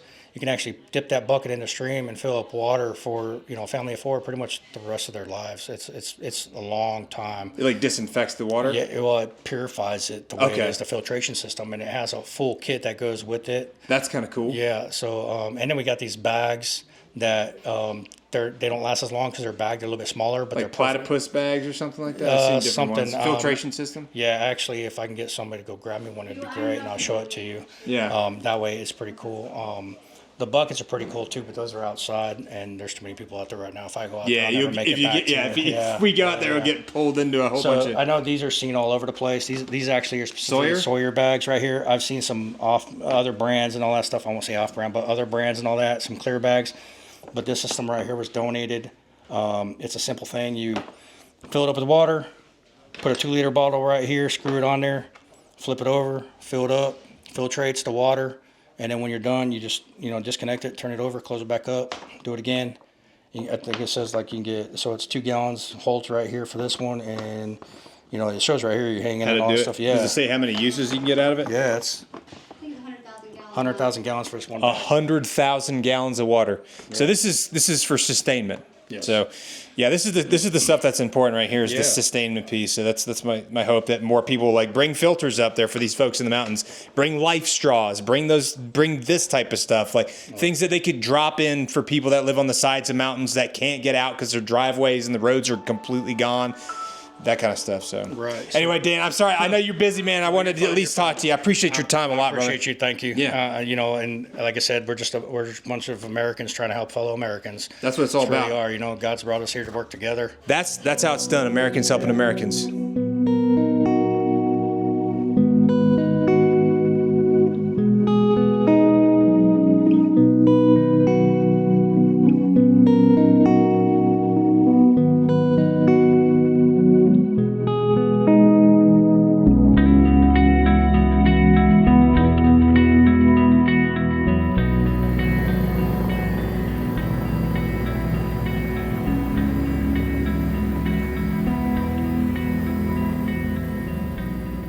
Now we are here in West Yancey at the West Yancey Volunteer Fire Department. Is that correct? Absolutely. And what is your name? My name's Kristen. Kristen? Yeah. So Kristen here, you've been here for a very long time, right? You've been here for the whole thing, right? The whole thing. We went out the first day and realized how bad it was and came straight here. Are you from here? Yeah, I live right across the road. Live right up there? Right there? Yeah. How long have you been in this area for? My whole life. Your whole life? Yep. So this is very personal for you. It is. It's my neighbors. It's my family. Yeah. It's our people. How did things kind of get started here at the fire department? We came Friday evening, and it was still so fresh that there wasn't anything we could do yet. Saturday morning, they started sending teams out to clear roads, and I just made them put me on the side-by-sides and go with them. And so everybody had an area. We went in teams, went up each road, each house. We were marking at the bottom of the driveway so we knew who had been checked on, and cut roads out, cut trees out. And when did you guys start accumulating donations and stuff here? It was several days. Because this was the only shelter in the whole county at first, and there was, I think, 10 elderly people had been moved in on Friday, so we were full up pretty immediately. Like elderly people from the communities in this area? There was an apartment complex that flooded, maybe even before the hurricane hit, because we had a lot of rain on Wednesday. Okay. That brought the rivers out of their banks, and then the hurricane came, so it was even worse. Yeah. But there were several days, 4 days, 5 days, where we were only given a few bottles of water away at a time. Jesus. Because we didn't, we had 10 cases to do, everyone that was staying here and everybody that came in. So it took a little while for people to kind of have an understanding that you were trying to use this as a staging area. It kind of took some time before people realized, hey, we need help out here. I mean, we were the only shelter in the whole county. So everybody that had been out of their houses for whatever the many reasons, they were staying here. Yeah. So they had all the cots crammed in. Everything that's the kitchen now was cots, and we just worked around them to feed people. Yeah. And you've been feeding people like the past, 12 days? However, whatever day count we're on, all the days. Yes, the kitchen has been nonstop. No kidding. I So think- like breakfast, lunch, and dinner? Absolutely. And That's everything in awesome. between. They stop around, I think 11 is when they start cleaning up everything, but there's still food for anybody that comes in. Yeah. People that are here helping bring donations, come in to eat, people that are out running the crews, the firemen, everything. Is this mostly been just like civilian donation, or have you guys gotten any, has the military dropped anything out here? I know that they have been in and out, but I don't know what they brought. Yeah, it's been here, so, they've been here a couple times doing stuff, yeah. Okay, so is like the whole volunteer fire department been out here pretty much the entire time helping, doing the wellness checks, helping clear roads, helping do all that stuff? Absolutely. So our entire county is only volunteer firefighters. Okay. So that's hard. And especially as more days go, a lot of them have to go back to work. So they're true. working all day and then coming back and helping at night and figuring out what they can. But they have been running, I mean, I was running 15-hour days at first. I did the Jesus math on that, and it Christ. was a terrible plan. Yeah, But you get burned out real quick going 15 hours a day. yes, and every one of those days, the same crew would be in here full open when I get here and still going when I leave. Yeah. So I don't know how they've slept or ate or done any of the things they're supposed to do, but Yeah. they're doing it. That's been a very similar story that I've seen in a lot of these smaller remote locations. Because were you guys ever cut off for a while from being able to get out off of this main road to get onto the 1923? To the interstate? Yeah. No. Our bridge going from here into town was sinking. They thought for sure they were going to close it, but we were still trying to get supplies back and forth, and they pulled a miracle out of their hat and fixed it. It's been open. It was down to one lane each way, but it never completely closed. Okay, so you guys have been able to get to Spruce Pine and stuff like that from here? I don't know how far into Spruce Pine you can go. I have only been here. Yeah. The first couple of days I drove into Burnsville to load up our Barkin basement, the animal shelter's consignment store, gave us every blanket and pillow that they had so we could bring them into here to give the people that were sleeping on cots and on the floor beds. It was incredible. Can you pan over there real quick and show them, like, this is an extremely organized, you can see like all the blankets, like all of the organization that's going on. I mean, you've got tons of blankets, tons of sleeping bags, propane, Kingsford charcoal, tarps, tons and tons of stuff here. This is all private donation. They got tons of generators, propane heaters, all this kind of stuff. This is a very organized spot by the looks of it. And it looks like you guys have taken this thing very seriously and obviously done an extremely good job at coordinating with the local communities to get the things that people need to help support these local communities. Is there any particular supplies that you guys have been seeing that people are still in dire need of, or that hasn't really been supplied as much as you would like? Heaters. Heaters? Because winter is here. It's very cold. Yeah. Even there's a lot of places, I just took heaters to people that they have their power back, but they don't have bridges. So they can't get propane and oil delivered. Yeah. And we're working on their bridges for 3 houses and 1 road, but I don't know how we're going to get the things into people. So heaters, larger propane tanks that we could get in for them would do wonders. Yeah, like easily transportable stuff. Did you guys ever lose electricity over here? Yeah, half of our county still doesn't have electricity. Half the county still doesn't have power? I would roughly, yeah. How long was it before the fire department got power back?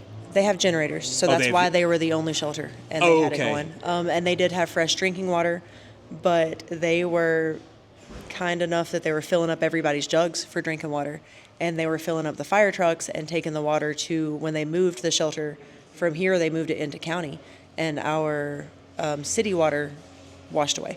It'll be, they're saying, I think March before they get water back. March before they can get city water back here? Yeah.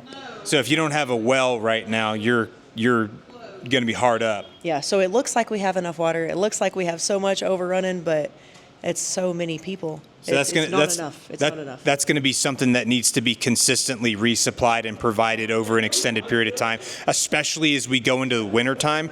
So don't let this, don't let this coordinated effort dissuade you from continuing to donate throughout the winter, because it's going to still be needed. So, and there's places that won't get power again for months, like whole roads that they won't have power for winter. Have they given any estimates for like power restoration for any of these areas? They're doing incredible. It's coming back on. I mean, way more of it was on within the first 4 or 5 days than I ever thought was possible. Yeah. Because you drive through and you see power lines just laying on the ground, piled up everywhere. Yeah. Our driveway got missed because we had one tree on it and didn't realize, so we didn't get it for 12 days at our house, and we live right across the road. But there's places that, it'll be months. There's not even a road for anything more than a side-by-side to get to them. Jesus. But it's been amazing. It's been amazing because the people who lived there pushed out that road. Yeah. We went through one day and made it to back towards Little Creek at night, and there's no road. There's 2 little machines trying to work their way there, and by the time we got back about 9:30 the next morning to there was a road. Is the Department of Transportation out here trying to help with the roads? Absolutely. They are running wide open. They're crushing it. Yes. Okay, good. Truly. But our neighbors that just live here and have the machinery are doing the same thing? Yes, they saved so many lives. I think that I know there's a lot of people that were lost. Yeah. But I think the numbers of people that were lost after the initial immediate tragedy will be very, very low, because everybody checked on their neighbors. Everybody got out and made roads for their neighbors, and because everybody's got farm equipment and backhoes and excavators and bulldozers and all these little Bearcats and stuff like that. Yeah.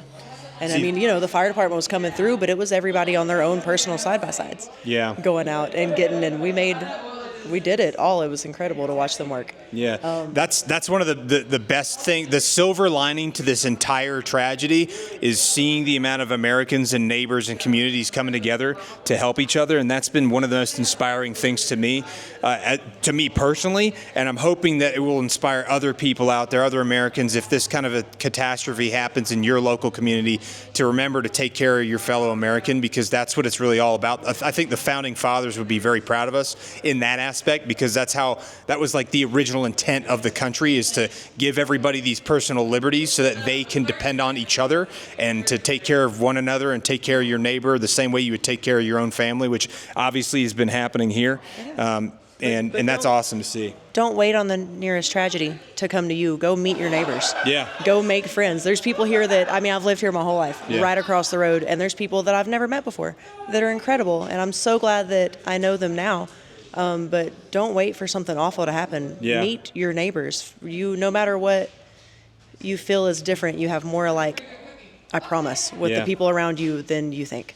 That's a great message, actually, because especially right now in the immense amount of polarization and divide in the country, I think we could use a lot more unity as a nation, and this right here is a very prime example of why that's important, because when you come together, you can get a whole lot more done together than you can by yourself, especially when you're taking care of each other. So, have you guys had any issues with looters? I know a lot of people had a lot of there's a lot of speculation on the internet and stuff like that, weird stuff. You know what I mean? Have you had any issues with that anywhere?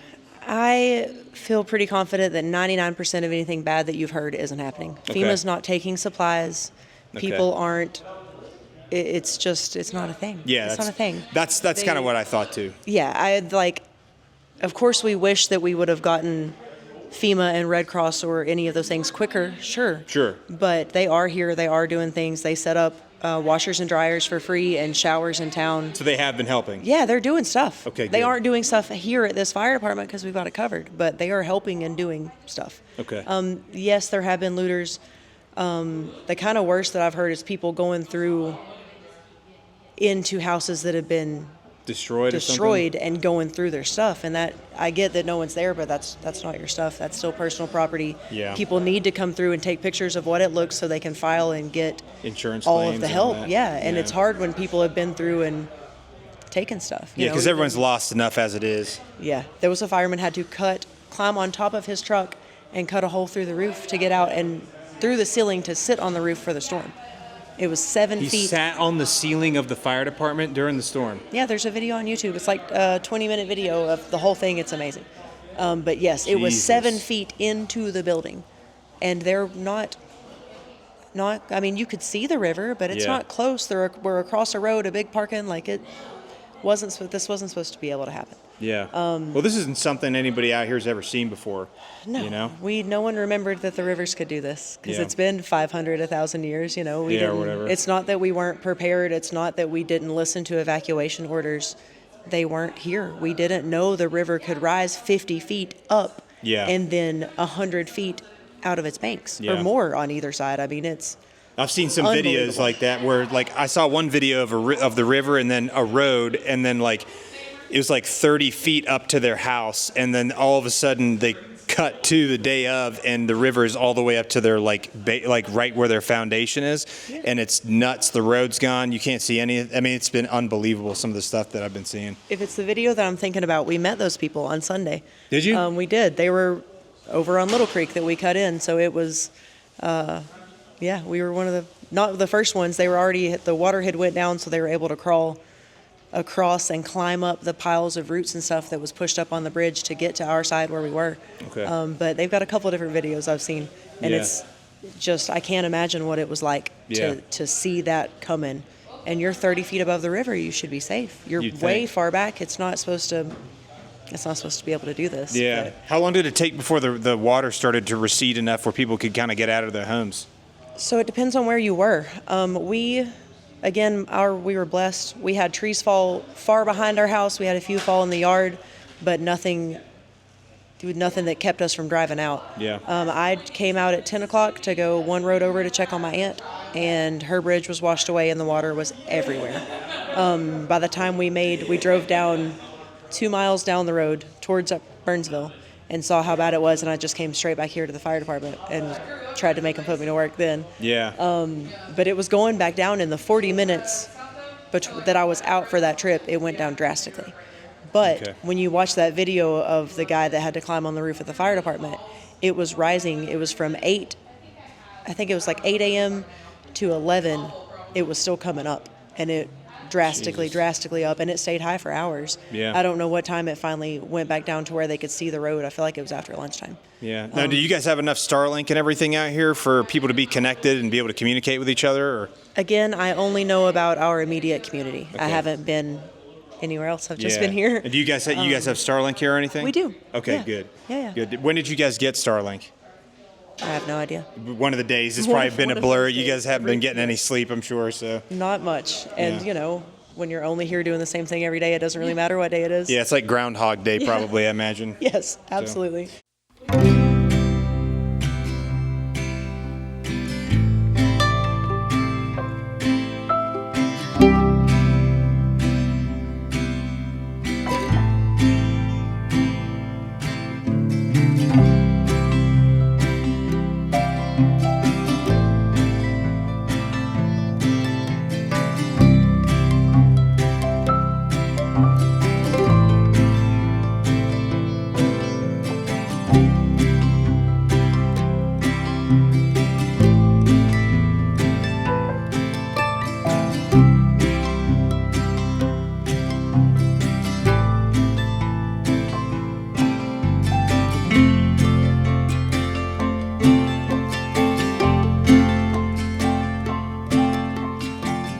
We're here in Barnardsville right now, and we're here with Miss Lisa Rice, and I appreciate you taking the time. I wanted to be able to give them an opportunity to provide not only her story, but the story of this community and like the things that is like the ways they've been impacted, how they've been affected, how this has displaced families, what they're facing right now, and what kind of supplies they need and could use down the road going into the future as they're continuing to sustain while they're trying to get their the foundations reestablished here, like water, electricity, and things of that nature. So I appreciate you taking the time today. You've lived here for how long now? All of my life. Your whole life? Yes. Okay. Is there like a rough idea of like how many families have lost their homes so far out here? They haven't released the number, but as far as I know, there's about 300 homes. 300 homes? That's what I've heard so far. That's throughout the counties. Yeah. And where are a lot of these people living right now? They are living with families. Some of them have living in tents. Some of them are just trying to survive. Okay, and this is this the only supply point for you guys out here in Barnardsville? No, we have several supply points. Barnardsville Elementary School is one, here at Big Ivy Community Center, the Presbyterian Church on Stony Fork, and Martin Creek also has one. Okay, so if families are living in the area, they can come to any of those locations to get help? Oh, yes, Monday through Friday Okay. we have it, and Saturday. Sunday here at this location we are closed, but if it's immediate need, please come. We will Okay. help you. And what's the name of this place again? This is Big Ivy Community Center. Okay, Big Ivy Community Center. If you're still hurting and you don't know where to go, Big Ivy Community Center. If you're in Barnardsville, this is a place you can come. As far as like food, like daily food meals and stuff like that, are you guys doing anything like that? Yes, we have 2 meals that are provided every day for us. They start at 12 and we don't leave till 6. Okay. They are hot meals, and we also, if you can't get out to us, if you will send word, we will deliver the hot meals to you as well. Okay. How about, I seen some, is that National Guard that's out here right now helping you guys? Yes, we are lucky to have 4 National Guard here with us till the 18th, and they have been tremendously helpful for us. Okay, that's awesome to hear. What have they been doing to help you guys out? They help us unload the trucks. They help us be able to connect with our community as well throughout, like fixing things, loading their vehicles, talking to them, and just giving them a helping shoulder. Okay, when did they get out here? If I'm correct, about 2 weeks ago. Okay, so they've been here for a good bit of time. Oh, excuse me, 4 days ago. 4 days ago? Okay. Well, still, they've been here for, They've been in the area for 2 weeks. They've been here on this site for 4 days. 4 days, okay. Yes. But they've been very helpful overwhelmingly. Yes, we have seen them out throughout the community in 2 weeks. That's good, that's good. So you guys have, I mean, you clearly have been doing pretty well on supplies for the most part. Is there any specific supplies that you guys are hurting for that people could just have a good situational awareness to donate if they were to come out and bring stuff to you? Yes, we are looking for building supplies to be able to help the homeowners rebuild their stuff. We're also looking for animal stuff like fencing and feed and stuff like that So like to supply animals? it. Yes. Okay. I have a horse myself. She's broke out of her fence 7 times because we're not being able to get the fencing and supplies that we're needing because the stores are running out of it because there's such a high demand. So you probably need like nails and screws and fence posts and just fencing, like wood, or would like wire fencing be something you could use? Yes, electric fencing and like all of the T-posts and stuff like that. Anything, if you have cattle, you know what we kind of need. Horses prior. We could use all of that.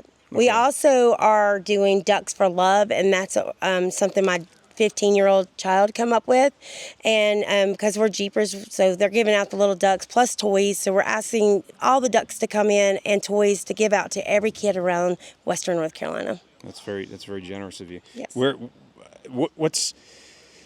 So I know a lot of people have been affected. What about you and your personal living situation? How have you been impacted by this significantly? Yes, we have. We actually lost our roof, and we have lost our well as well. But you know what? People are hurting so much more than I am. I want my people to be able to get what they need. Yeah. Where are you guys staying in the meantime? We're able to stay in our home, but it does need to be repaired. Okay. So people could use some like roof repair stuff out here too then probably. Yes. Any kind of roof repair, foundation repair, just anything that you guys feel like it's in your heart to donate to us, we would greatly appreciate it. Yeah. Well, did the river end up going through your house at all, or? No, the river didn't get us. It was the high winds and the trees that got us. You had a tree fall on your house or something? Yes, we had some limbs fall on us. We had 2 trees that fell into our front yard and almost get our horse, but luckily she's fine. Yeah, that's good. But our neighbors down below us, they had the river come through their yard up to their back porch. And did it get into their house? Yes, it did. And they had lost some garages, and there was a neighborhood right down the road past D&D here in Barnardsville. They lost their entire trailer park. The whole park? The whole park went. I think there's like 3 trailers that are left. The rest of them, they're totally lost. Are there people that are still currently missing from here that you guys know of? At this time, we don't know of any that's missing. We do know that all children have been accounted for. Okay, that's good. All children have been accounted for. So, yeah, I know the State Bureau of Investigation is treating every casualty from this in a very significant way. So I know that they're being very meticulous with how they treat any person that is found. So obviously, if anybody is out here and you come across something, call it into the police immediately, so that way they can come out and properly do whatever surveying and photographs they need to do to make sure that they get linked back up with their family and that their family gets informed properly. How long has this distribution center been set up and established here then so far? It has been established since day one. Day one? Yes. We immediately opened up our doors. This was a food pantry prior to that. We actually got damaged as well, so we are actually having to evacuate the building into storage buildings here. But we have gotten storage buildings in, so we are now safe and being able to serve our community and kept our doors open since day one. Yeah. We also we get search parties and people that come in and direct them out each day to go out and help the people in the community. And that is one of our biggest things, is we want to make sure that we have volunteers that'll come in and help us be able to help our people get back to their lives. So you're okay with people coming in if they're willing to volunteer and help work and help you guys clean up and help contribute in some way? Yes, as long as they're coming with pure hearts, we are. Yeah, well, that's the one thing I've seen. That's the silver lining to this tragedy, is that I've seen a lot of communities come together to help each other, and like Americans helping other Americans from across the country. And that's been a beautiful thing to see, because I mean, especially in a time where there's a lot of polarization, there's a lot of division in the country. It's nice to see people come together to help their fellow neighbor. Have you been seeing that a lot here, like the people coming together, really uniting to help their fellow man? Oh, here in Barnardsville and across the western North Carolina, we all band together. We do not ever separate. That's one thing about it. Blood runs deep here, and so does friendship. And once you come here, you're family, and we treat you that way. Yeah. It's North Carolina strong. Is there anything else that you would like people to know about this community before we go here? Yes. Barnardsville is a very small community, but we are very strong. We will build back, and we will build back stronger. And don't hurry, we will be opening our arms to welcome anybody that wants to come help us. Okay. Well, I appreciate your time. Thank you so much. Very nice meeting you. And I wish you guys nothing but the best. Thank you.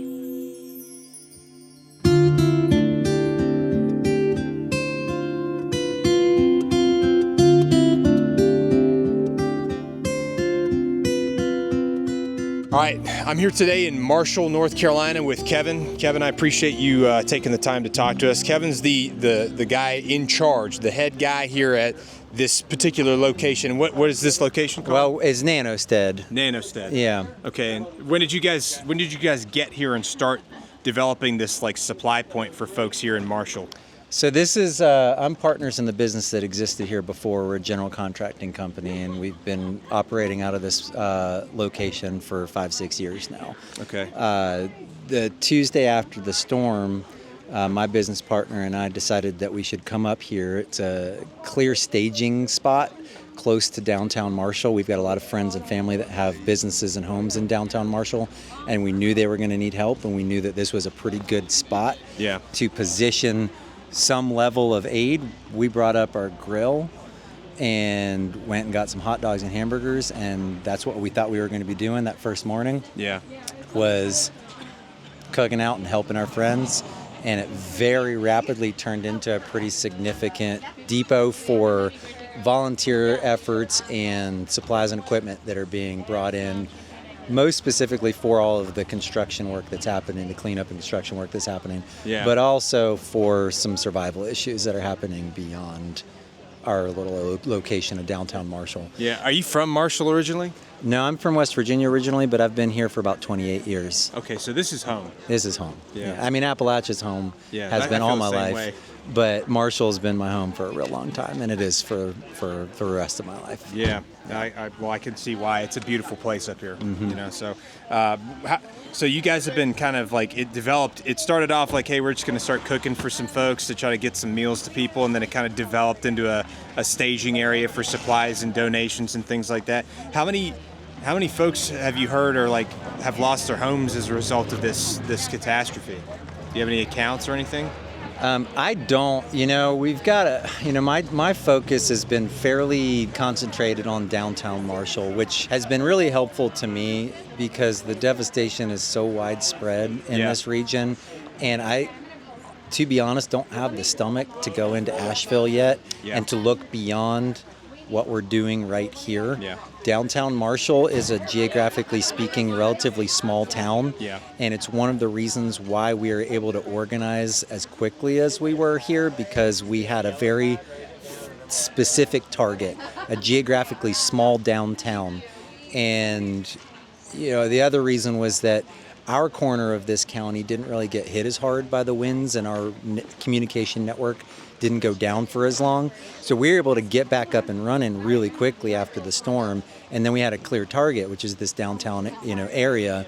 And so, downtown Marshall doesn't have a large number of residents. The township of Marshall, I think is like 800. I'm not actually, don't quote me on the number of residents in the town limits of Marshall. But I don't have my finger on that pulse. I mean, broadly, I think the number's pretty tremendous. Broadly, as in all around Western North Carolina, the numbers are pretty tremendous. But one of the interesting things, if you could call it that, about this storm is that the disasters are so not just widespread, but so different. Downtown Marshall was underwater 2 weeks ago, or, a little bit more than that. But, 30 miles that way, we have rural communities that have miles and miles and miles of power lines down, roads that are gone, and forests that have been flattened because of cyclones that came through. And mudslides too? And mudslides. That's a different animal. And so what we're trying to do here is, we've got an organization around getting volunteers to work. And that's been, again, one of our successes here is that we're initially and are now able to stage the energy of civilian interest in helping, get them suited up with their PPE, get them tooled up with the hand tools or anything else that they might need, get them shuttled down to the locations where the labor is needed, bring them food, bring them water, bring them back. We've got a kitchen operation in the back that's pumping out 1,500 plus meals a day. 1,500 per day? Yeah. We're pumping at least 200 volunteers a day in and out of here. That's awesome. And that's the people that are coming and going to the work sites. Okay. We've got at least 40, 50 volunteers on a daily that are just operating here to keep this thing running. Now, there's one thing I know a lot of people have been speculating about, and I've heard stories, but I've never asked anybody here directly about it. I've noticed there's like a lot of contamination type suit stuff going around, and I've heard stories about people's boots melting and disintegrating from walking around in the mud down there in the town because of a treatment plant that was located nearby and the chemical spilled. I don't know enough about it to be able to guess. I would imagine you have a little bit more information that's accurate about what's going on with that. If I could get your take on that piece. Yeah, sure. I mean, in the very beginning, the early days of this, 2 weeks ago, there's all sorts of concerns about what could possibly be in the mud and the water, and there was a PVC plant upriver that washed out tremendous amount of whatever was in there. And there was a lot of concern that we really didn't know what was in there, and that there could be skin contact issues or respiratory issues, and we still don't know. There have been some efforts to get some testing done, and there's been some relatively inconclusive loose testing done. But what I will say is that there have been absolutely zero incidences of boots melting. Okay, so to clear that up, that's important information. That has not happened. We've had a very small number of people that have had some rashes, some skin issues, whether that was nervous system related or skin contact with the water or contaminants in the water. But we have had no significant issues of any kind of major contamination. We've been taking it very seriously from the get-go. Yeah, it looks like. So we have appropriate PPE for the very limited amount of actual hard data that we have about what that contact would be. But we're out of the muck and mud more or less than we were in the first week or so. Yeah, it's been cleaned up significantly from the initial videos I've seen coming out. So now we're more in the dust and debris, and also just the general safety hazards of working around construction. But we've taken it real seriously, and you'll see what we offer in terms of PPE to people, and then also how we decontam when people come back up from town. Okay. So we've taken it as seriously as we possibly can, and I think we've got a pretty darn good operation going. Yeah. But in reality, there has been nothing like that happening. Okay. There have been no outlandish, issues of, or I think the stories are outlandish because there haven't been any issues of, skin issues or boots having melting or anything like that. There's been a lot of hyperbole with a lot of this stuff because most of the folks talking about it, they haven't actually been there ground to see it for themselves or talk to the locals, which is why I think this is such a valuable conversation. Are you guys pretty much good on food and water for the most part now as far as sustainability is concerned? Yeah, we are. We had a pretty massive influx of donations and resources that none of us were really prepared to take on. So we've had to build infrastructure around storage and distribution that we weren't prepared to do. Right. High schools and fairgrounds and everybody in our location here trying to figure out what we can do with the supplies. And at first there was sort of a little bit of a rhetoric which was, whoa, too much. But my attitude all along has been, yes, please, and thank you. We will work it out because the influx is going to slow down and eventually stop. Yeah. People are going to forget about us, and we're going to stop getting these supply drops soon. And so we will continue to figure that problem out. It is not a problem in truth. It's just a logistical thing that we're trying to work out on the short term. What we are stockpiling here and working on being a hub for taking in and distributing is mostly around the workforce. Okay. So we're taking in supplies and equipment, household goods like heaters, survival equipment, blankets, things like that, because we are distributing out to areas that are still cut off. You guys are. We are here. Okay, so that's part of what they need is volunteers to help with distribution, I would assume. Absolutely. Okay. And continuing to build the communication networks that we weren't prepared to we didn't have before. But we aren't doing food here. We've got a big backstock of water. We'll get it out there. We're not doing food here other than for our kitchen operation, but we're not distributing food. Okay. I think regionally we're pretty well off in general with food and water. 6 months from now, when the world has effectively forgotten that this disaster happened, I don't think that's going to be the case. So I think that people should continue to be oriented towards sending resources our way. The bigger ticket items are definitely, better focused. Financial aid is definitely better focused. There's all sorts of direct fund, GoFundMe, private aid places where people can put money. What's a specific funding, do you have a GiveSendGo or a GoFundMe that's helped support you guys that you have? Yeah, so first and foremost, I would tell people to look at our website, which is helpmarshall.org. Okay. helpmarshall.org. That has links to a ton of private funding, crowdfunding campaigns for individuals, families, and businesses here in Marshall. It also does include ours here, which is the NanoStead Foundation. Okay. And we have our own GoFundMe at NanoStead that people can look up directly or via the helpmarshall.org site. I would also direct people to look at our social media platforms at NanoStead and Downtown Marshall Hub.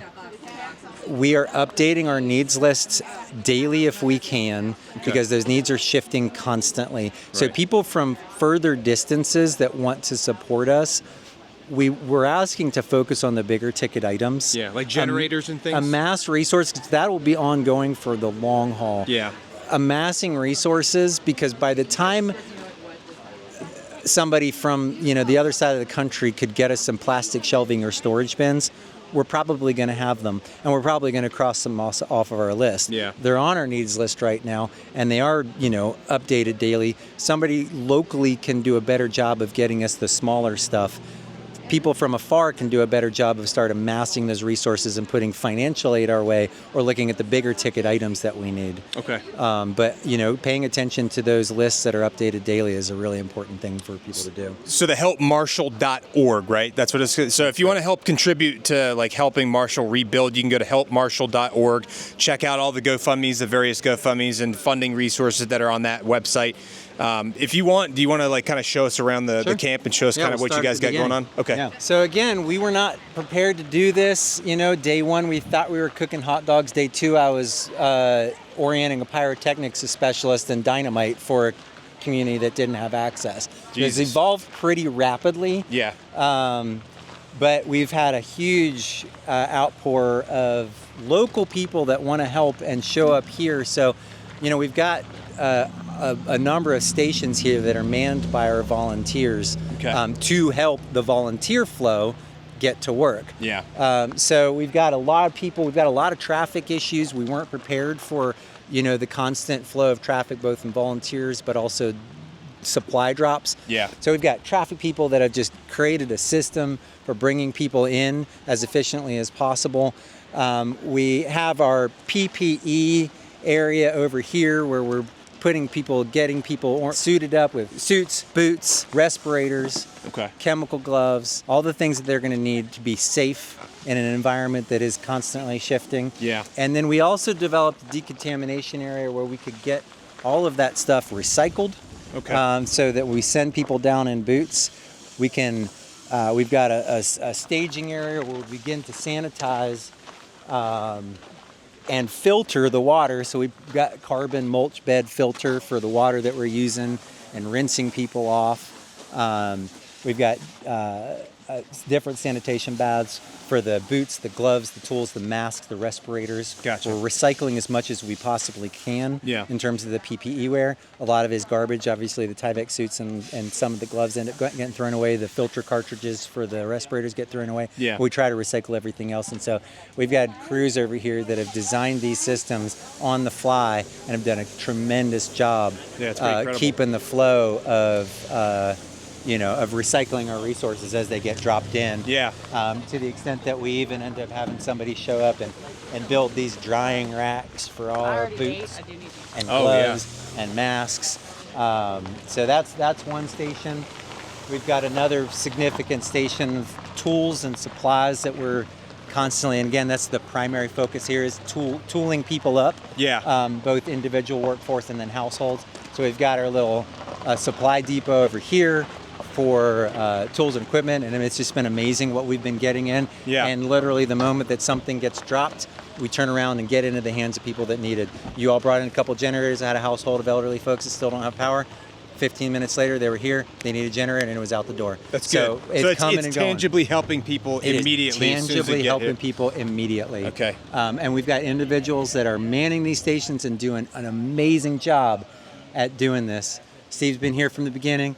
Every bit of it is completely volunteer. Yeah. These are people in the community that just showed up, and they saw holes in the dam, and they figured out where they could plug in, and they've come in and plugged those holes up. And in the face of so much heartbreak, there's been so many moments of heartwarming connection, community, engagement. Yeah. It's been just a tremendous success. Yeah. Really, truly, that this is all community operated. We've had very little involvement from any kind of governmental agencies. What little involvement we've had has been nothing but success. We've had a lot of active duty deployments here, but they've just come in and said, what can we do? And we've put them to work. That's awesome. It has been absolutely amazing. We have had zero friction between any organizations or individuals. It's been nothing but hard work, togetherness. So that's been pretty amazing. That's good, yeah. We've got a pretty significant kitchen operation. We had a food truck here that was a sold food truck here for about a week. They were pumping out catfish and barbecue and fried chicken wings for about a week. Nice. We had a coffee truck roll in. Oh, there we We've go. got one of our local coffee shop, who's one of the businesses downtown. His entire business was destroyed and floated downriver. Oh, Jesus. He's getting a coffee truck towards the end of next week. We're going to be setting that up so he can get back to business. Good. He's getting trained in this donated coffee truck for this week. But we've also got a big kitchen operation back here. We've got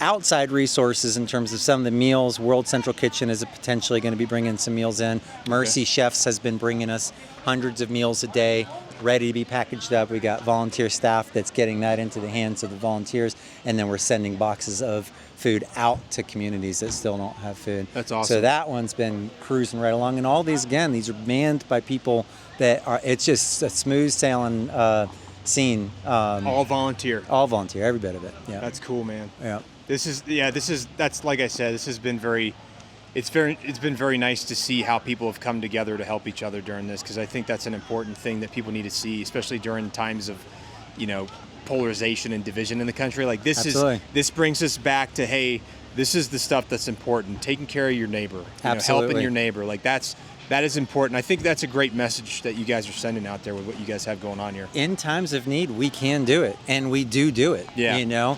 There has been none of that polarization. We have just come in and made it happen. And I love that. I love that for you guys, and I'm glad it's been so successful. Do you see, like, going into the future, how long you guys kind of think this is gonna be a requirement or a need to be around here? Do you think? I think that we are going to be, involved in this in, I think this is 7 to 10 years. Okay. I mean, the reality of reconstructing Western North Carolina is, it's a little hard to wrap your mind around, but I've been involved in the construction industry in Western North Carolina long enough to know that this is going to be a long-term issue. Yeah. And, it's rapidly evolving in terms of like what's happening right now. There will be fewer people showing up to help volunteer. There will be fewer people sending donations here quickly. That's going to happen quickly. That's why I'm saying when people want to send stuff, yes, please, and thank you. Yeah. We need it. We want it because it's going to stop. Yeah. And we won't have our needs met, in 6 months or a year from now. But our operation is absolutely intended on sticking this out for the long haul and formulating a long-term recovery team, that's both, myself and some other people that are right here at this organization, but other organizations here close by. Yeah. Because, we've got a lot of people that are going to need homes. Yeah. And a lot of people that lost their homes during this as a result. And infrastructure, roads that are gone, geography that is forever changed. Yeah.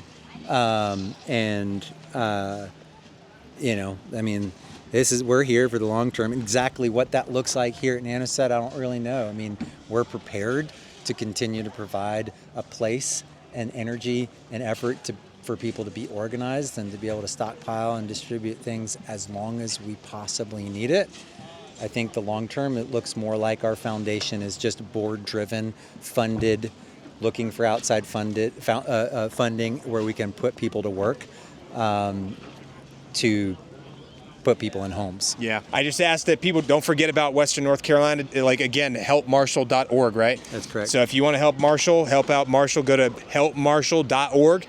This is going to be an enduring thing. Like I know the news cycle is going to suck this out, and it's going to be something else that's like popping on the top of the most viral video list. But the people of Western North Carolina are still going to need help, and they're going to need your help. So anything you guys can do to help is going to be, it's going to be important. So anyway, again, I appreciate your time again. Thanks for showing us around and taking the time out of your day. I know you're a busy man. There's a lot of people coming to asking for help and stuff. So it means a lot, and I think that this story is important. I think people need to know. So all right. Thank you very much. Absolutely.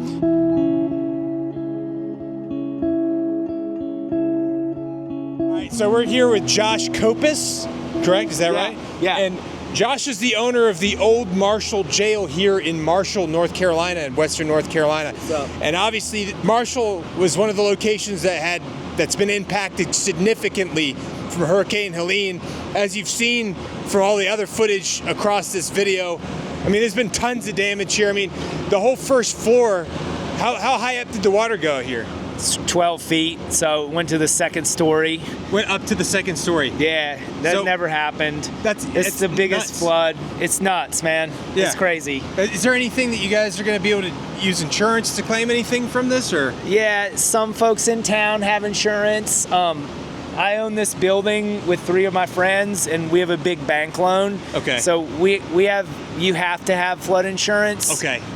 So we do, but there's a lot of generational owners down here. There's a lot of folks that flood insurance is prohibitively expensive. Yeah. And like, you know, because we have a loan, they require it. Yeah. So you're kind of lucky in that regard. In that way, but like it costs us $10,000 a year. Yeah. And if you own your building outright, Frankie baby, killing it, dog.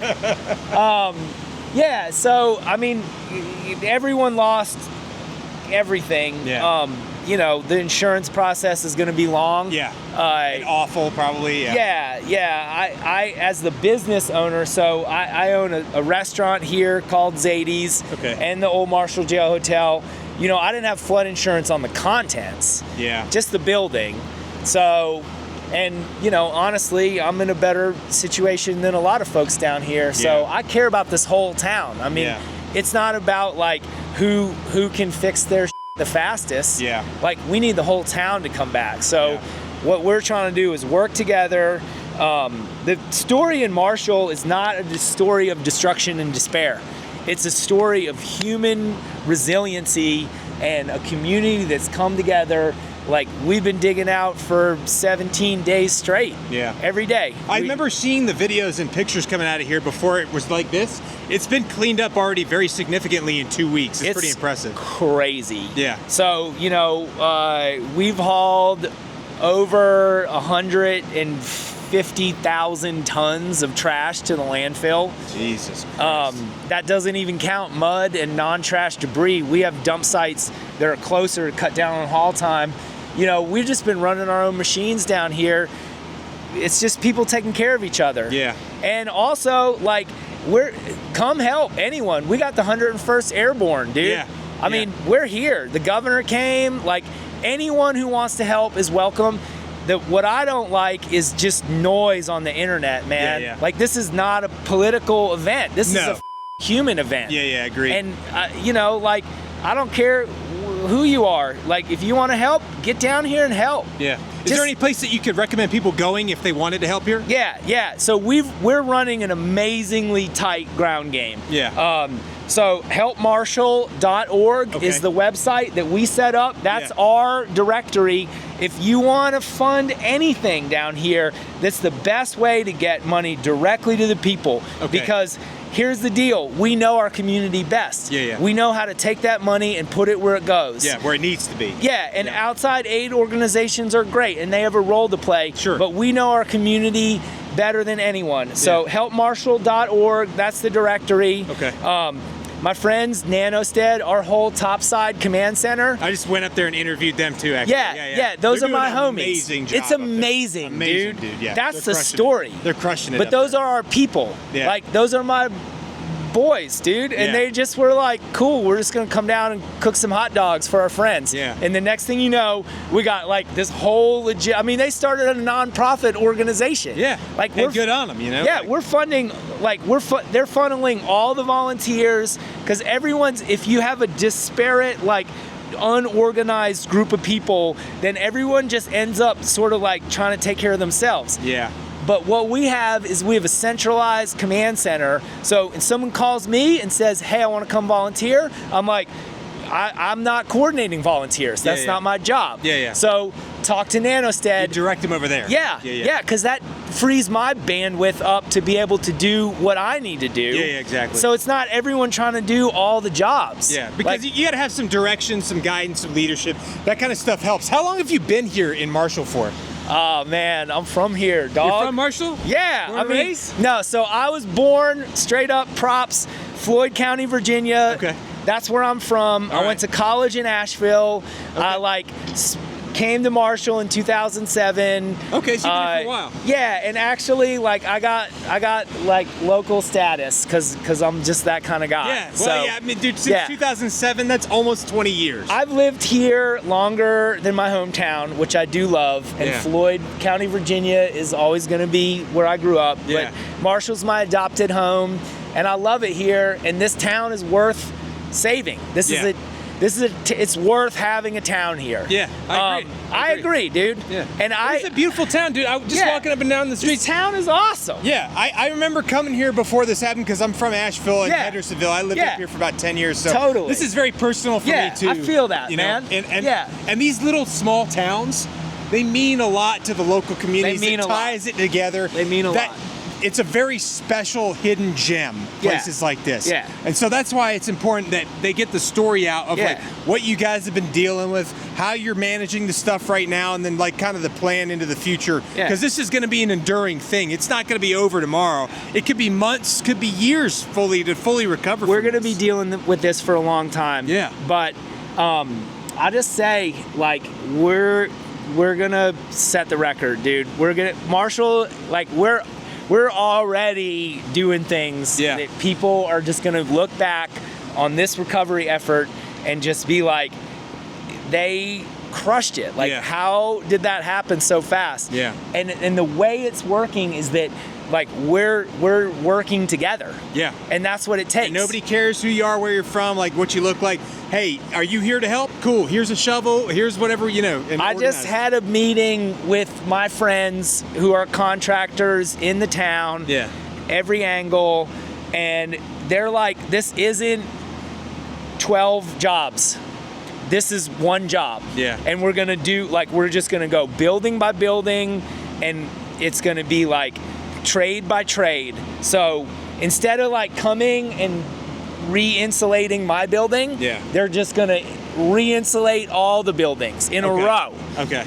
And then instead of coming and just like doing the drywall in my building, we just do all the buildings. All of them. It's not separate jobs. It's just one job. Yeah, it's restoring the entire town. Yeah, we're going to restore the entire town, but we're going to create all these efficiencies by like collaborating together. Yeah. Because if you have a bunch of people competing for all the same resources and everyone's like, it's hard to find a contractor. I'm like, we don't need separate contractors. Yeah. Like it's our dudes. We're just going to do every building in town. Yeah. It's down the line. Yeah. Like instead of having like everyone gets the at different times, you just do it all at once down the line. Yeah. So we know what we got to do. Yeah, exactly. We're going to do it. If you want to help Marshall restore, helpmarshall.org. That's the directory. Yeah, that's the directory, and you can find ways to donate there. Yeah. They're constantly updating to let you know if there's any supplies that are changing that they need more of, like priority. Yeah. And I know that, if you talk to the Nanosted, they can speak to that better than I can. Yeah. Whatever they said is what people should do. Yeah. Well, hey man, look, I appreciate what you're doing here to bring people together. We got this. And I look forward to coming back here one day and seeing it looking brand new again. Come back, dude. I will. We got this. All right, brother. All right, brother. Yeah. We'll see you, dude. Thanks for your time, man. Always. Yeah. All right. So we're still here in Marshall. This is Aaron Haney, the mayor of Marshall. Sir, I appreciate you taking the time to talk to me here. I had an opportunity to talk to the guy that owns the jail over there, and he was very talkative, very interesting guy. Had a lot to say, a lot of good things to say about how the communities come together to help each other. I think that's awesome. Marshall got hit real hard with this storm. They got hit real hard. A lot of places in Western Carolina got hit real hard. Are you guys currently like dealing with any like sizable amount of people that lost their homes from this thing? Well, there's a few homes that were, completely destroyed that were just washed out from under them. But we were lucky enough to. A lot of it is storm damage from the flooding. Some people were evacuated and was washed away, but we did lose a lot of warehouses, businesses, things of that nature. Yeah, that's the one thing I've noticed. Like every first floor of every building on this entire strip here is completely ruined. Yeah, total loss almost, yeah. Yeah, it's like, it breaks my heart to see all these people's businesses that they probably worked so hard to build and take loans out and they're in debt to and all this stuff, and now they're gonna have to go through the long, painful insurance process. Like it's been gut-wrenching and heart-wrenching to hear the stories about this place. I know I had heard a lot of stories about it before I came out here from other areas and people that didn't necessarily have the opportunity to come here because they're focused on their own communities. But as far as like, was there like a treatment plant or something that leaked out after this thing? Well, we have a wastewater treatment facility, and we're not the only one in the region that's had any issues with it. We had power failures, so now we're having to do like a pump, and you got to send it away to other places. So we're pumping the sewer and sending it, to another place so it can get cleaned. And yeah. Now, how long has Duke Energy or any power companies told you about like a rough estimate of when you'll be able to get power back here? We have no idea. The power company, they showed up a couple days ago finally, but they've got a big job on their hands right now. Yeah. The last power person that I spoke to said that they had replaced 400 and some odd telephone poles and power poles. Yeah. And they still had 500 more down that they knew that were down. So as far as getting power, it's a guessing game. Yeah. That's the reason why generators and things that can produce power are going to be so vitally important if you're going to donate stuff to Marshall, especially as we get into the wintertime here, because it's going to get colder and people are going to still be without power and they're going to need ways to heat their home or to keep their fridges running. And that's going to be extremely important if you're thinking about or considering donating stuff to Marshall. I know that a lot of these individuals we talked to said SaveMarshall.org is a website you can go to directly contribute to the restoration efforts of Marshall. So I highly encourage you guys to do that. Where are you from originally? I was born and raised here in Marshall. No Lived kidding. here my whole life. My family was. I'm probably about 4 generations deep. 4 generations deep. Yeah. That's cool, man. So Yeah, sure am. Have you had any opportunities to travel around the rest of the region to see what it's looking like? I have not. I've been stuck here in Marshall and staying in Marshall, and this is where I want to be. I want to be here for my citizens. Yeah. And help them as best as I can. You can tell I've been in the trenches today. Yeah, you've obviously been shoveling mud. Yeah, I've been a and dirt. working mayor during all this for sure. Well, yes. that is a respectable thing, because you're never too good to fill a sandbag, as some people I know that said. You know what I mean?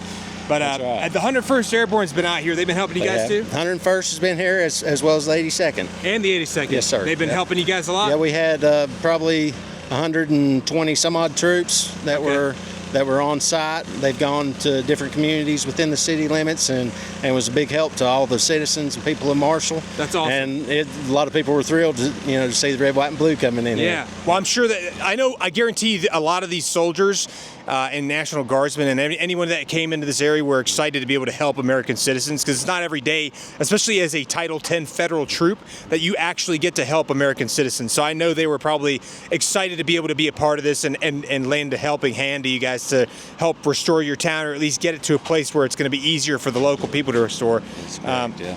They had they came in, did the dirtiest jobs. They said, give us the dirtiest jobs, we'll do it, and we'll take care of it, and they sure did. And they were shoveling all the mud out and trash. And all the mud, the trash, and the debris. It was an amazing thing to watch. Yeah. I heard that you guys had shoveled out like hundreds of tons of mud and debris and all kinds of stuff. That's correct, just in a few days. This will be our 3rd week in the cleanup phase. That first week we started, the storm came in on Friday the 27th. That Monday the water was down. Tuesday was able to get into town, start a cleanup process. Just the debris alone, not to mention all the mud and the wood and the trees and all that were shifted other places. There was over 700,000 pounds of debris sent into our local landfill in 3 days, all by volunteer work. That's unbelievable. It was unbelievable, yes, it was great. How high up did this river get when everything was happening? 27 feet. 27 feet higher than where it is right now. That would be correct, yes. It raised up and came into the town.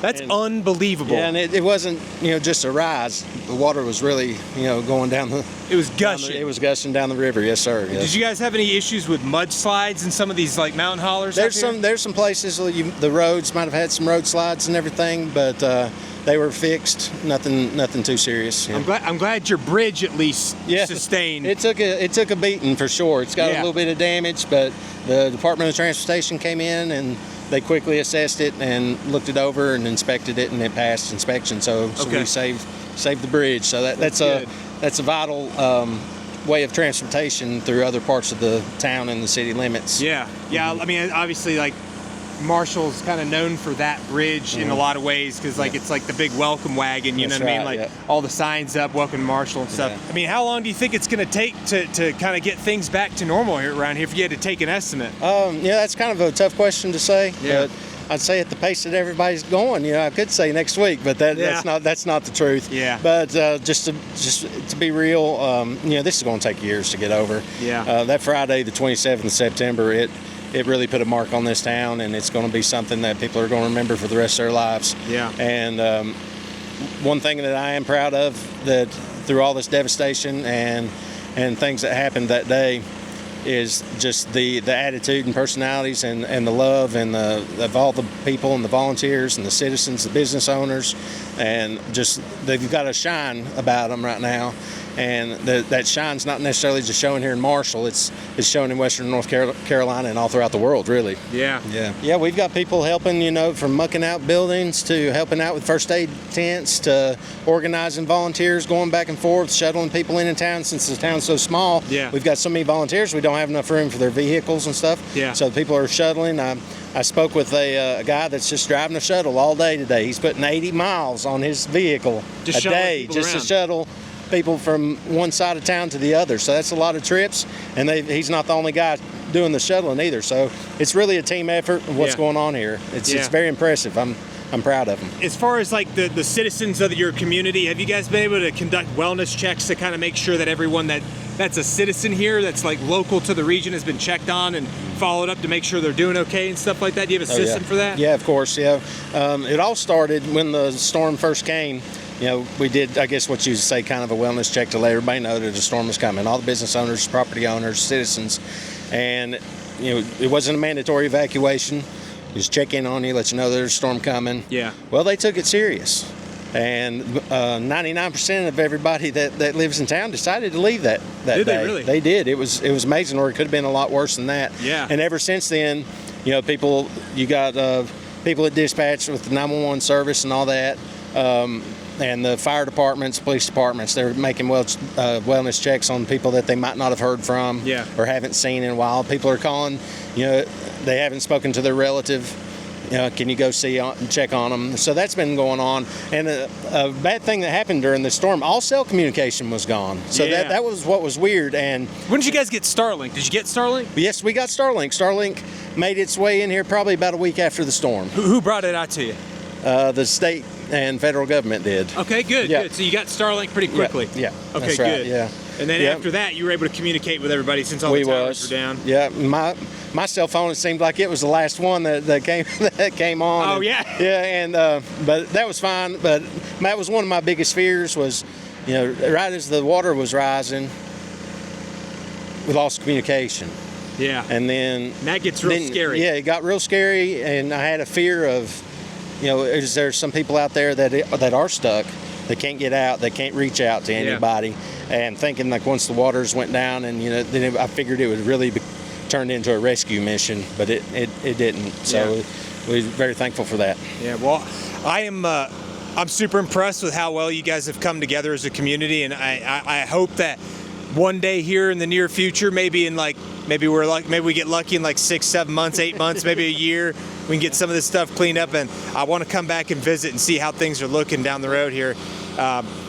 Again, man, look, I appreciate your time. Yeah. I know you're a busy man. You got a lot of stuff going on. You're getting dirty yourself. You're getting in there doing in the trenches yourself. So I appreciate you taking a second to step away and tell the story to everybody, because I think this is an important story. Because a lot of folks are out there talking about all kinds of stuff that haven't necessarily been here to talk to the individuals here on the ground. I think that's a valuable story people need to know. And I want people to understand like the things you guys have been going through and the things that you're going to be facing here down the road as we go forward. So again, if you want to help Marshall, go to helpmarshall.org, and there's all kinds of ways you can help support Marshall there. And look, man, I wish you guys the best of luck in restoration of your community. That's it, man. Yeah. That's it. Thank you. I appreciate it, brother. Yeah. So this is the post office in Marshall, North Carolina. Look at this. Those are the P.O. boxes right there. This is what remains of the post office right here. There's probably people's mail got lost in there. It's totally wrecked. Totally wrecked. There's nothing left of this place, man. Like, the ceiling's falling out, all the P.O. boxes are left, and all you really see is just that. Insane, man. Like, Marshall got hit really hard. If you don't know about Marshall, you can help Marshall out by going to helpmarshall.org. And anything on there you can donate to, and it'll help them with recovery efforts. And believe me, they need it, because this place got hurt real bad. Look, here it is. United States Post Office of Marshall. We're here in Marshall, North Carolina with Police Chief Kenny Brown. I appreciate your time here today, to taking the time to talk to me. I'm going around, but we've been talking to people, as you guys know, all over Western North Carolina, getting stories and perspective from the ground side, so that way people have an accurate idea of what's actually been happening and the things that people have been facing, and the situation, and what they're going to be facing down the road in the future. So, Kenny Brown, I appreciate your time, man. Yes, sir. Yeah. So, how long have you been the police chief for? Interesting story. I'm going on my 3rd month. 3rd month. It's a little bit of a tragic story. I'll give you the quick version of it. Okay. I was elected by our town board and aldermen, and I want to say it was mid to late June. Our former chief of police, Mike Boone, was set to retire. He retired on July 31st. They swore me in as the chief of police August 1st. And August 2nd, he was tragically killed in a head-on collision right here in Madison County on his way home from working an extra duty. So he worked 32 years in law enforcement to enjoy about 48 hours of freedom. That's so horrible. It took a blow to this community. It took us all by, I mean, just imagine that happening to anybody that you've worked with over the past greater part of a decade, and somebody that served this town and community as well and as long as he did. We just got over that. We had just got to the tail end of that. Yeah. We'd hired on our 4th full-time officer. We were able to get a full staff back in operation, which is only 4 of us, including myself. And 4 days later, we got hit with a flood. So you guys have had a rough go of it for the past couple months here. It's one blow after the next. Yeah. And we've been going through it. You know, we're nobody special. We're nobody different than anyone else. But this community took that in a very, a hard way, as you could imagine anybody else would.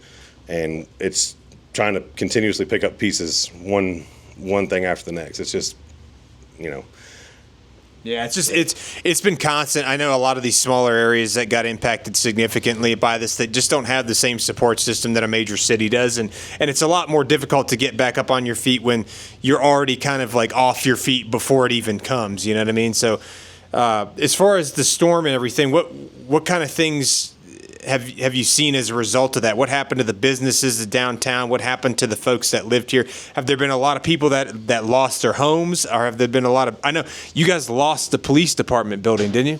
That's correct. We had, I believe, the water line crested, I believe, at 19 feet through the downtown area. 19 feet. Everything, the buildings that did remain, every first floor building, restaurant, apartment, is completely gutted out and has been destroyed. And it obviously, after, former chief, dying, and then this rebuilding phase, it's easy to say things are going to get better, and they will. I know they will. But I think the most impressive thing that I can say about this community, and I've said this to a lot of people, I can go anywhere in the country, I'm sure, in a small town, big town, whatever, and they say, we've got a great community of people here. And I full-heartedly believe that. But to see a community, to see that in its definition, playing out what a good community is, seeing it is totally different than saying it. Yeah. I know that, this good community, these guys are down here, men and women, everybody, they're sweating hard, they're working hard, they're lifting heavy things, they're breaking their backs. I mean, getting cut and banged up. They're walking around in mud. There's threat of potential, hazardous materials from all the washout, from as high as it's been. And all they care about is getting the coffee shop back to where it was, getting the bicycle shop back where it was, getting these restaurants.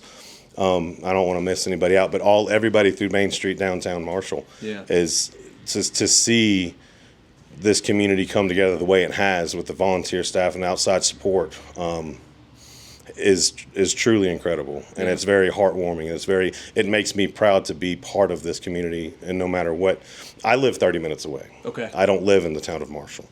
Where are you from originally? Originally, I grew up in Western Carolina, in Asheville. In Asheville. Okay. Yes, sir.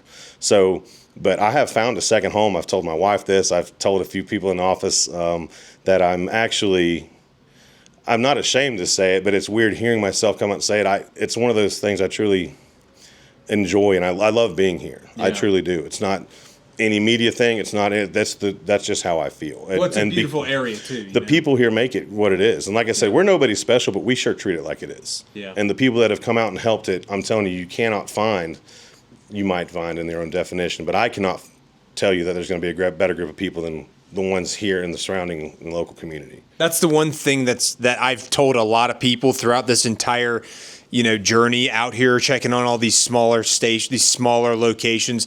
The silver lining to this horrible tragedy has been the fact that you've seen so many people from across the country come together. You said you came from Asheville originally. When did you actually move out here? We actually moved. I moved to a neighboring county, Yancey County. Okay, over by Barnardsville? And that would be, yes, okay. And that would be 7 years. Well, it'll be 7 years this December, so coming up here in about 2 months. Okay. And I've been part of this community since 2016. Okay. In Marshall. In Marshall? Yes. When did you become a police officer? 2015. 2015. So what's that? 9 years now? 9 years? Yes. And would you say you enjoy being a police officer out here? I started off having a little bit of a closed mind because it was such a small town, and I was expecting everything that you see in movies and television. Sure. I was like, I'm going to be working with The Rock and, NCIS guys, and I was going to be doing stuff like fingerprinting everything, throwing powder on whatever I saw. Yeah. So it's totally different, and it's for the better. It truly is. I like the idea of a small town. I prefer a small town now. I grew up in a medium-sized to bigger city now. Yeah. Being in Marshall, I can be more personal with people. I know people's families. I know their kids. I know where they're going to school at. I know their birthdays, some of them. Yeah. They know my family. I've developed a second home for me in this community, and I would have no issues, almost no issues, moving closer, if not to be even more, solidified in this community. I want to be a staple here. I want people to reach out to me. I give my phone number to everybody. Yeah. I don't care who calls me day or night, text me. Try to respect it. But if Sure. you need help, we're going to help you. If I can't be the one to do it, I'm going to send somebody that can. And that's with the sense of community that we like to bring and keep for this small town. And again, piggybacking on the way that they've come together, a lot of these people they're out here working harder than I am. I'm just going to say it. There's no question that these people rebuilding this town, whether they've come here after me, before me, or anywhere in between, they care about the community, and it makes me care about them. Yeah. So being able to get up and go somewhere where I want to be is a lot better than waking up saying, that's just here we go again. I don't, I have to drag through the day.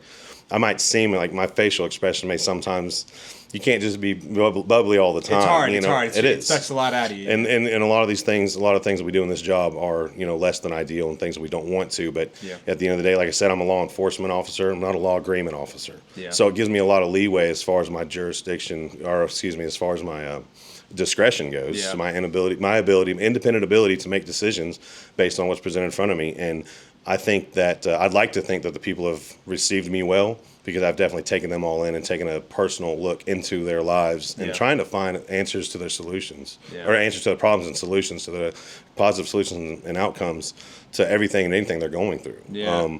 As far as like the impact of this storm and like, was there a significant amount of life lost from this, or you were saying earlier that it was fairly limited in this area as far as life lost, right? There's there's absolutely no good celebration part of a high body count for any event, be a natural disaster, man-made or whatever. We were fortunate enough and unfortunate at the same time. For the town limits at this moment, we've only lost one member of our town limits. Okay, that's good. And it's not good, obviously. Right. It's hard one person's too many, but at least it's not more. And I think as of now, to my recollection, I think we're at 6 for the county. Okay. As far as county members confirmed. Of course, we still have constant, the sheriff's office is doing a great job in leading, the ATF guys and a lot of other agencies, both in and, throughout the state, that are coming in helping with these search and rescue operations. Yeah. So we're trying to get as many people accounted for as possible. Yeah, so correct me if I'm wrong.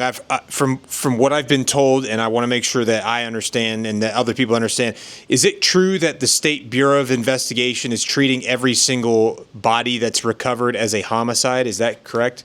I've not heard that, so I can't confirm. I don't know. Yeah, I don't know either. I haven't confirmed with them, so that's speculation, and don't take that as like that's the truth. But I've heard lots of different things. I know that anytime that people have found a body, that there's a extremely lengthy process that people have to go through, like as far as photographs and insurance and everything like that. So they're being very meticulous with each certain person, because sometimes there's people from other counties being discovered in different counties because they washed down the river, unfortunately. As far as the military's been here, correct? They've been helping like the 101st Airborne and stuff like that. Have you interacted with them at all during this period? Not personally, but I have seen them working while I've been riding around doing my checkpoints and normal patrol operations. They're working harder than me, and I'm glad. That's what they're here for. That's what people expect from them. Just their presence alone, a lot like us, we do a lot of presence is the first level of what we do as a force continuum. So what we want to do is, to answer the question, I've seen them with 5-gallon buckets, moving mud, shoveling dirt. Moving pieces. They're handling equipment. They're out here doing everything they possibly can do to help us out. And like I said, outside of the volunteers coming in, that was just added help to them. I'm not saying we didn't need them. We'll take any help we can get no matter what the level is. And they have been a huge support. That's good. Process. I'm glad to hear that they've been helping you guys out. I know that there's been all kinds of mixed speculation from people that haven't been here, but I've been fortunate. I've been able to interview some of them. I've been interviewing a lot of the townsfolk, and everybody overwhelmingly has said that they've been doing a great job integrating and innovating with the local communities to help you guys out in whatever way they can. As far as like support for the town, do you guys have any like funds up? Because I know it's going to cost a lot of money to restore a lot of these buildings. I don't know if the town of Marshall is going to be having to self-fund that, or how is that? Is there any like conversations about that? There are a lot of conversations about that. There's a lot that's going on with our county manager. There's a lot more that's going on with our town manager. He's been he's going to maybe see this one day, but he's going to be, he's absolutely one of the most necessary people as far as everything from logistics to planning to implementing operations and procedures and staying in contact with very important people. Helping streamline the cleanup process through contractors and being a part of the community meetings with the volunteers at the end of each working day, giving updates, statuses of certain areas, certain parts of our community, and everything is for the situation. Everything I think is going as well as it can be as far as getting everything rebuilt, moving people back into these businesses and these restaurants and everything that was on a first floor level, which is completely gone. That would be definitely geared more towards him to answer that question. I know that there's, of course, like a FEMA process that's going to come through. We'll have inspectors come through and check out the buildings, see which ones are, deemed, renewable and which ones aren't.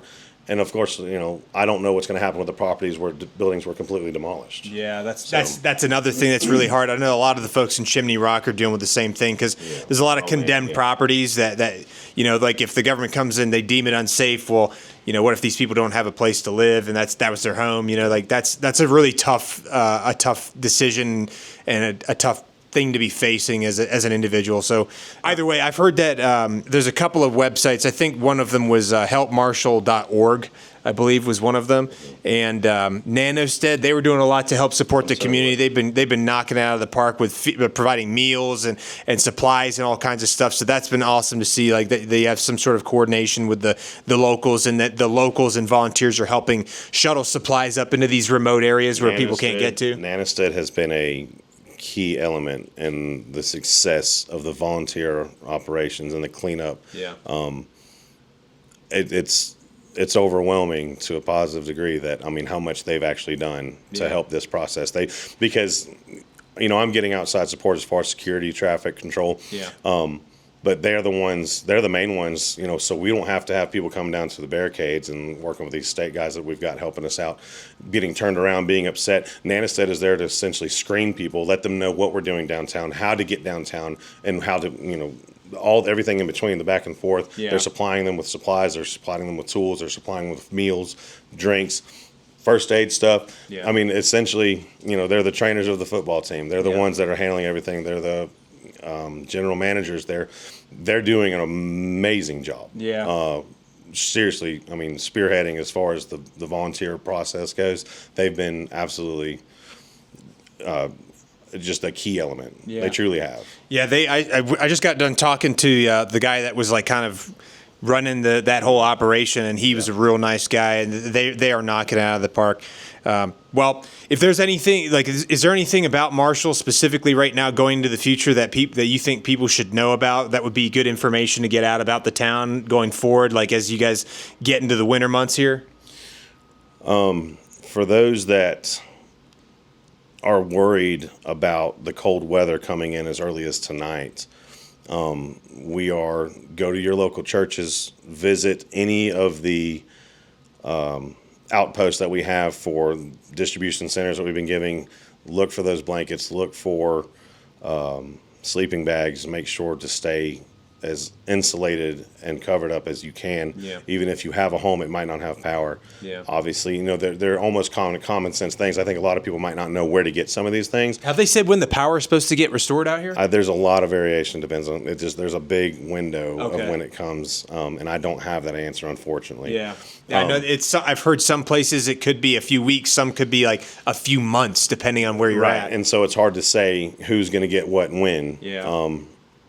But the important thing is, I think, for those people that are still without, do what you can. And it's easy for me to sit here and say, just do what you can to reach out. But if you can get out of your house, if you can find a transport, if you get some sort of communication to any of these areas. We just loaded up, when you pulled up here, we were loading up nothing but blankets and even bed sheets, Yeah. throw blankets, things like that, that are going to churches, that are going to these donations or distribution centers.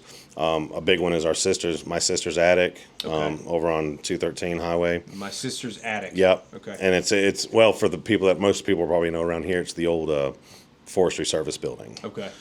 So that's a great place where we just unloaded a 17-foot enclosed trailer from some people that helped us out reached out from Southern Alabama. Oh, wow. And that guy's name was Zach Hughes, and his crew and friends. And they were amazing. They drove 12 hours up here, and they're already on their way back. Yeah. They pulled in, I think, at 6 o'clock in the morning, slept for about 45 minutes to an hour. We unloaded 4 trailers, and they're already on the way back home. They plan on being back in about 2 more weeks with more stuff. So that's good to hear. So you guys are getting a good amount of support from folks all over the country. I've had people as south as them, right on the coastline, around the coastal area of Alabama, Yeah. to Kansas, as far west as Kansas, and as far north, to my knowledge, as well in Midwest Indiana and New Hampshire. Jesus. So we've had people coming in from. So That's cool. It's amazing the way that, our small little town, Marshall alone, but Western Carolina, I can only think I remember seeing, Hugo victims and Katrina victims, and Yeah. it's unreal seeing it on TV and being just wow, that must be devastating to them. Yeah. That looks terrible. Yeah.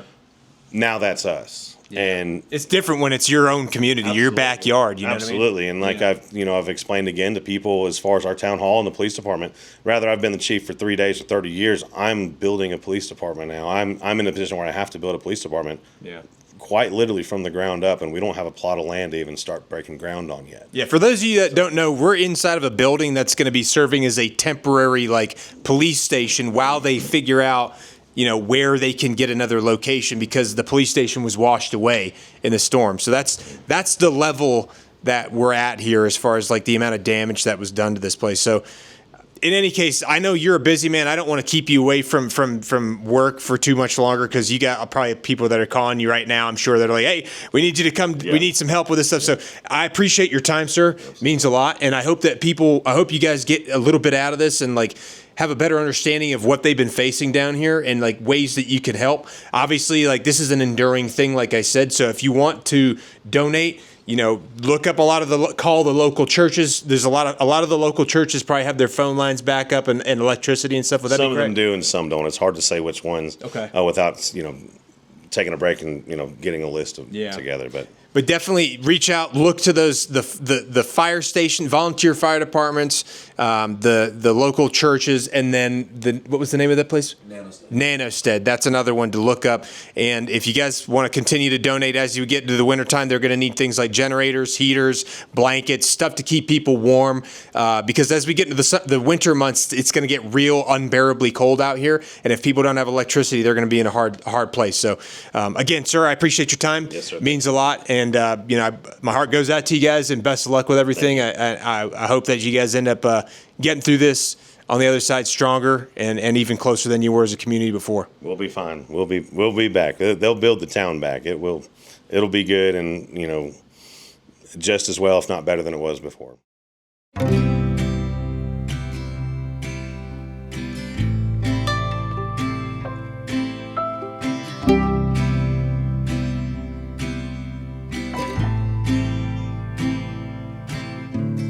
Hey guys, how's it going? We're in Waynesville, North Carolina, and this has been a long-awaited interview I wanted to do with the lady who is in charge of the entire organization that we've been raising money for over the past 2 weeks since Hurricane Helene devastated western North Carolina and eastern Tennessee and Georgia. And like a lot of you already know, I've been in western North Carolina for the past 4 or 5 days now, trying to do as much as we can with the Independence Fund and Save Our Allies to help the people of western North Carolina, because I'm from here. I'm from Asheville and Hendersonville and Flat Rock, so this has been very important to me, and I plan on retiring out here. So I wanted you all to know, for transparency, where all of your donations were going from the GoFundMe that I started 14 days ago, and also from Instagram's fundraisers, so that way you guys see from the ground truth, hey, this is the organization your money's going to and how it's going to impact these communities. So would you introduce yourself real quick? Sure. Patsy Davis. I'm the Executive Director of Mountain Projects. Okay. Mountain Projects is the organization that we did the fundraising for. We've raised over $40,000 for these people, and it's going to have a significant impact on this community. So how deeply affected was this community by this storm? I was told yesterday that over 13,000 households, residents of this county, were affected by the storm. Keep in mind, this is on the tail of the 2021 floods that we had that would devastate our community, the Crusoe Bethel area and Hurricane Fred.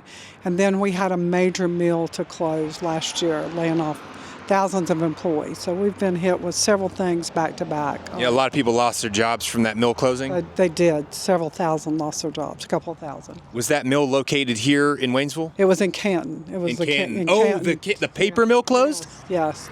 So you combine all three of those in a 3-year period. This community has been hit incredibly hard, back to back, with back-to-back devastation in different areas. Do you guys know of any number of people that have lost their homes as a result of this storm? I am told that they're in the process of assessing the 13,000.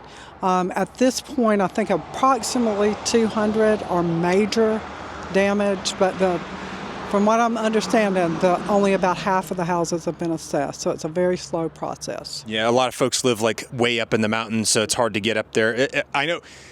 I have a lot of friends that were clearing trees off of homes and off of roads all over Flat Rock and Brevard and places like that.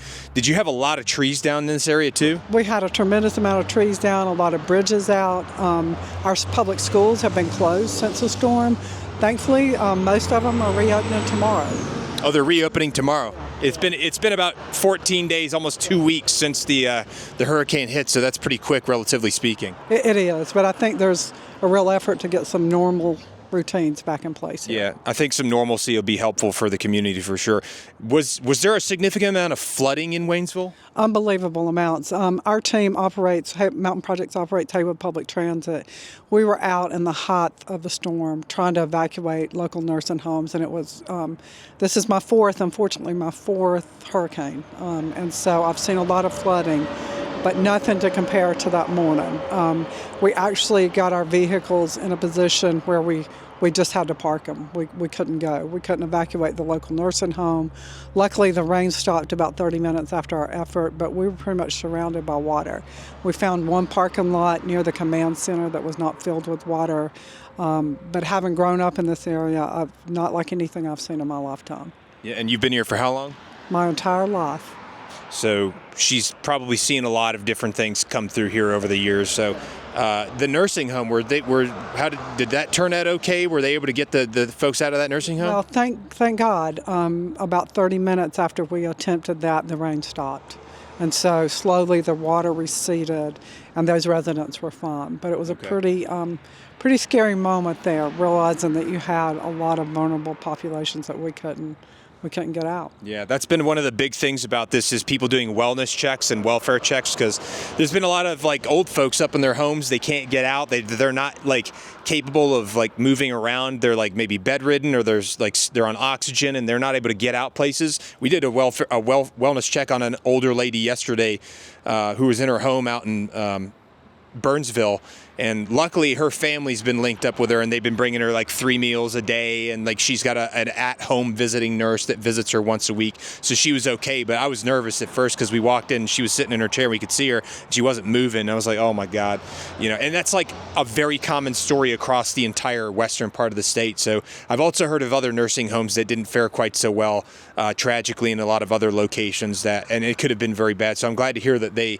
that worked out okay for them, and that they ended up being all right.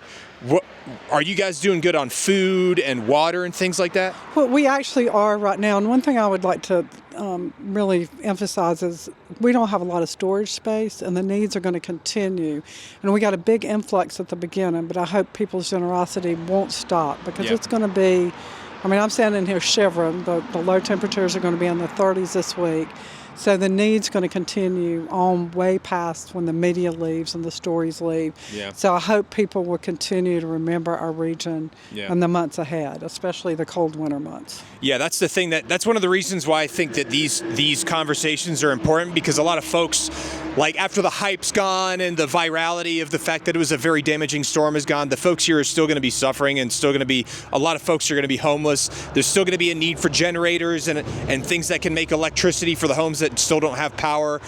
There's still going to be need for heaters, blankets, things that can sustain people through the wintertime, because that's when it gets real dangerous. Because if people don't have electricity and they can't produce heat in their house, there's no way you can survive, because up here in the mountains it's like 15 degrees colder than it is at the beach. So it's deadly cold up here in the wintertime. So that's something to keep in mind. If you had to say, like, what specific supplies are you guys in need of the most up here and will be having an enduring need for going down the road here? We're giving out a lot of dehumidifiers. We're getting a lot of requests for those, getting a lot of requests for small ceramic heaters until we can get heat back in the house. That's a life-saving thing.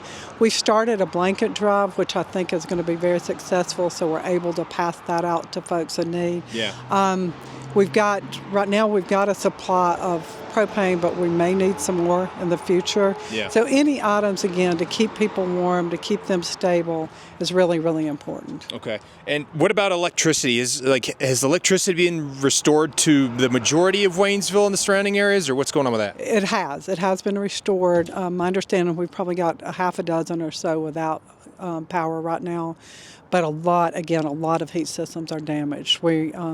We've been dealing with that around the clock since the storm, especially since the cold has set in. Yeah. A lot of people without adequate heat. Yeah, because it started dropping last week from what I heard. We've been very fortunate with the way that the weather's been. Looking for some wood to knock on, but,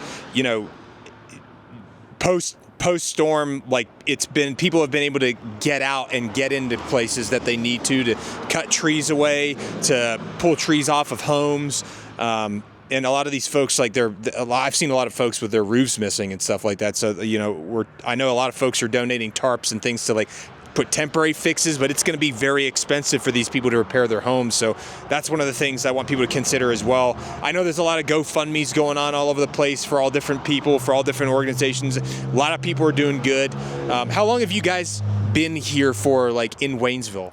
Since 1965. We started in September of 1965. So we're in our 60th year of operation. So that's awesome. Who founded the organization? Actually, a board of commissioners from Haywood and Jackson County got together and founded us. And so we operate offices in both locations still to this day, 60 years later. Well, that's pretty incredible. Obviously, you guys have been having a significant impact to a point where people are like, we need to keep these people here. Well, let me just share one of my biggest claim to fame is my first experience with this agency was not as an employee and certainly not as a director, but I was a Head Start child many years ago. So I have been a recipient of this organization. So I've come full circle and know how important this organization is to the residents of Western North Carolina. Yeah. Now, most of the grocery stores and things like that are all open now. People can shop there and stuff like that. Is that correct? It is correct, but we've got 2 of our larger grocery stores in our area. Their warehouse got flooded, as well as our local food bank warehouse got flooded. So food's a little, I went in one of those grocery stores this weekend. It was sparse. There was limited stuff. We've got a couple that's well stocked, but a couple that's not so much stocked. What about the Walmart? Is it in good enough condition? It's pretty good. It's pretty decent. Yeah, I was in there this weekend as well. But we are doing a lot of deliveries on our public transit vehicles because we know the pockets of people in need who don't have transportation. And so we're delivering a lot of food, a lot of supplies out. I've got a staff, probably about 15 out today, canvassing door to door in partnership with our county to determine what the unmet needs are. I think they're also out with the National Guard. So we're doing all we can as a community to make sure that our most vulnerable are taken care of. Yeah. Well, everybody's taken care of. Now, you said the National Guard's out here. Where have they been operating out of? The fairgrounds, to my knowledge. Okay. Yeah. And what have they been doing to help you guys? They've been doing a lot of muck outs, a lot of clean outs, a lot of food deliveries, whatever the county needs. So they've been incredibly helpful then. Oh, absolutely helpful. Okay. Absolutely. Yes. Okay. That's one of those things that, like, just for clarifying, because there's a lot of weird information out there about all kinds of weird stuff. And I've interviewed a few folks from the military that are up here right now on orders, like guys in the Guard, the 82nd Airborne, the 101st, and everybody's been doing a lot of good things to help the community. And all the people I've talked to in the local communities have also said that they've done nothing but help and been very kind and generous. I mean, I was in Chimney Rock 2 days ago, and the 101st Airborne was like shoveling mud out of a lot of the stores that were ripped off the foundations over there, and so that's good to hear that they've been making a difference for you guys and helping you kind of get back on your feet. How long do you think it's going to take for you guys to recover from this thing? I'd love to be able to answer that question. We had not fully recovered from 2021. We still have 15 families waiting on the buyout program in Haywood County. And so recovery is long and it's difficult, and not knowing the magnitude of the number of homes that's been totally damaged, moderate damage, major damage, I really don't know. But I would say it's going to take us years to move on from the storm. Has FEMA come out here to provide any type of supplies for you guys as well? Not to this organization, but I know they're in the community. I haven't seen FEMA. Okay, so they have been out here providing some sort of aid and stuff for the local people? As far as I know, they're doing a lot of intakes for our folks. Okay. A lot of eligibility kind of things. Okay. I appreciate what you guys are doing for the local community, and I appreciate all these nonprofit organizations that are out here helping the local people that are struggling right now, because people are definitely hurting.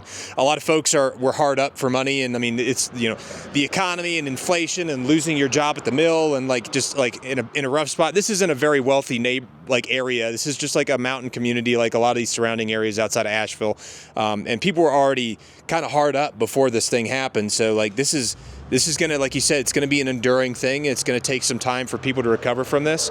And my hope is that this video and these types of conversations will, convince people and remind people not to forget about Western North Carolina, because this is not something that's just going to go away and it's not going to be over tomorrow.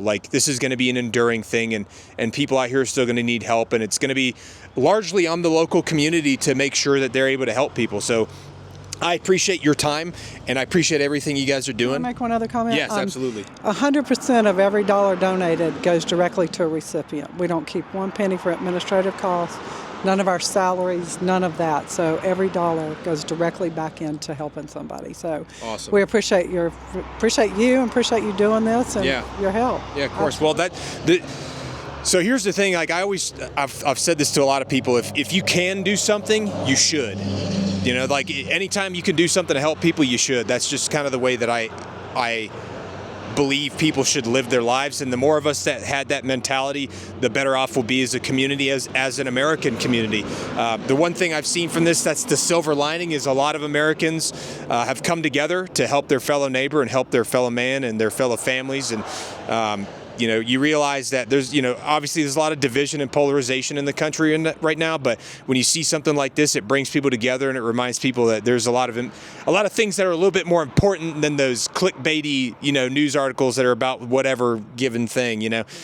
So I appreciate all of you again for helping us raise, you know, $40,000 for mountain projects. It's going to go, like she said, it's going to go directly back to helping families in this local community, and that's because of you guys. It's not because of me. I'm just a dude that posts stuff on social media. But you guys were the ones that donated all the money to make this happen. So I appreciate everything you guys have done, and you know, I wish you guys best of luck in the future as you go forward here. And you know, you've got my number. Obviously, you can reach out anytime. So, okay. All right, thanks a lot, guys. So. I'm at the end of this trip, unfortunately. I wish I could have gone to more places. I wish I could have seen more stuff.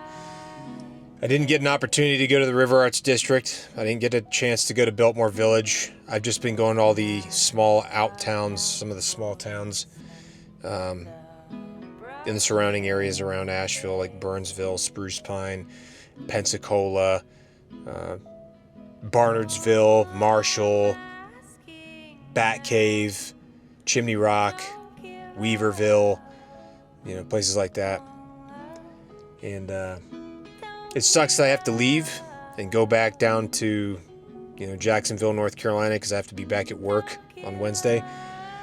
I'm currently sitting in a parking lot in Hendersonville, which I used to live in Hendersonville in, you know, from 2006 until 2008. I already want to come back.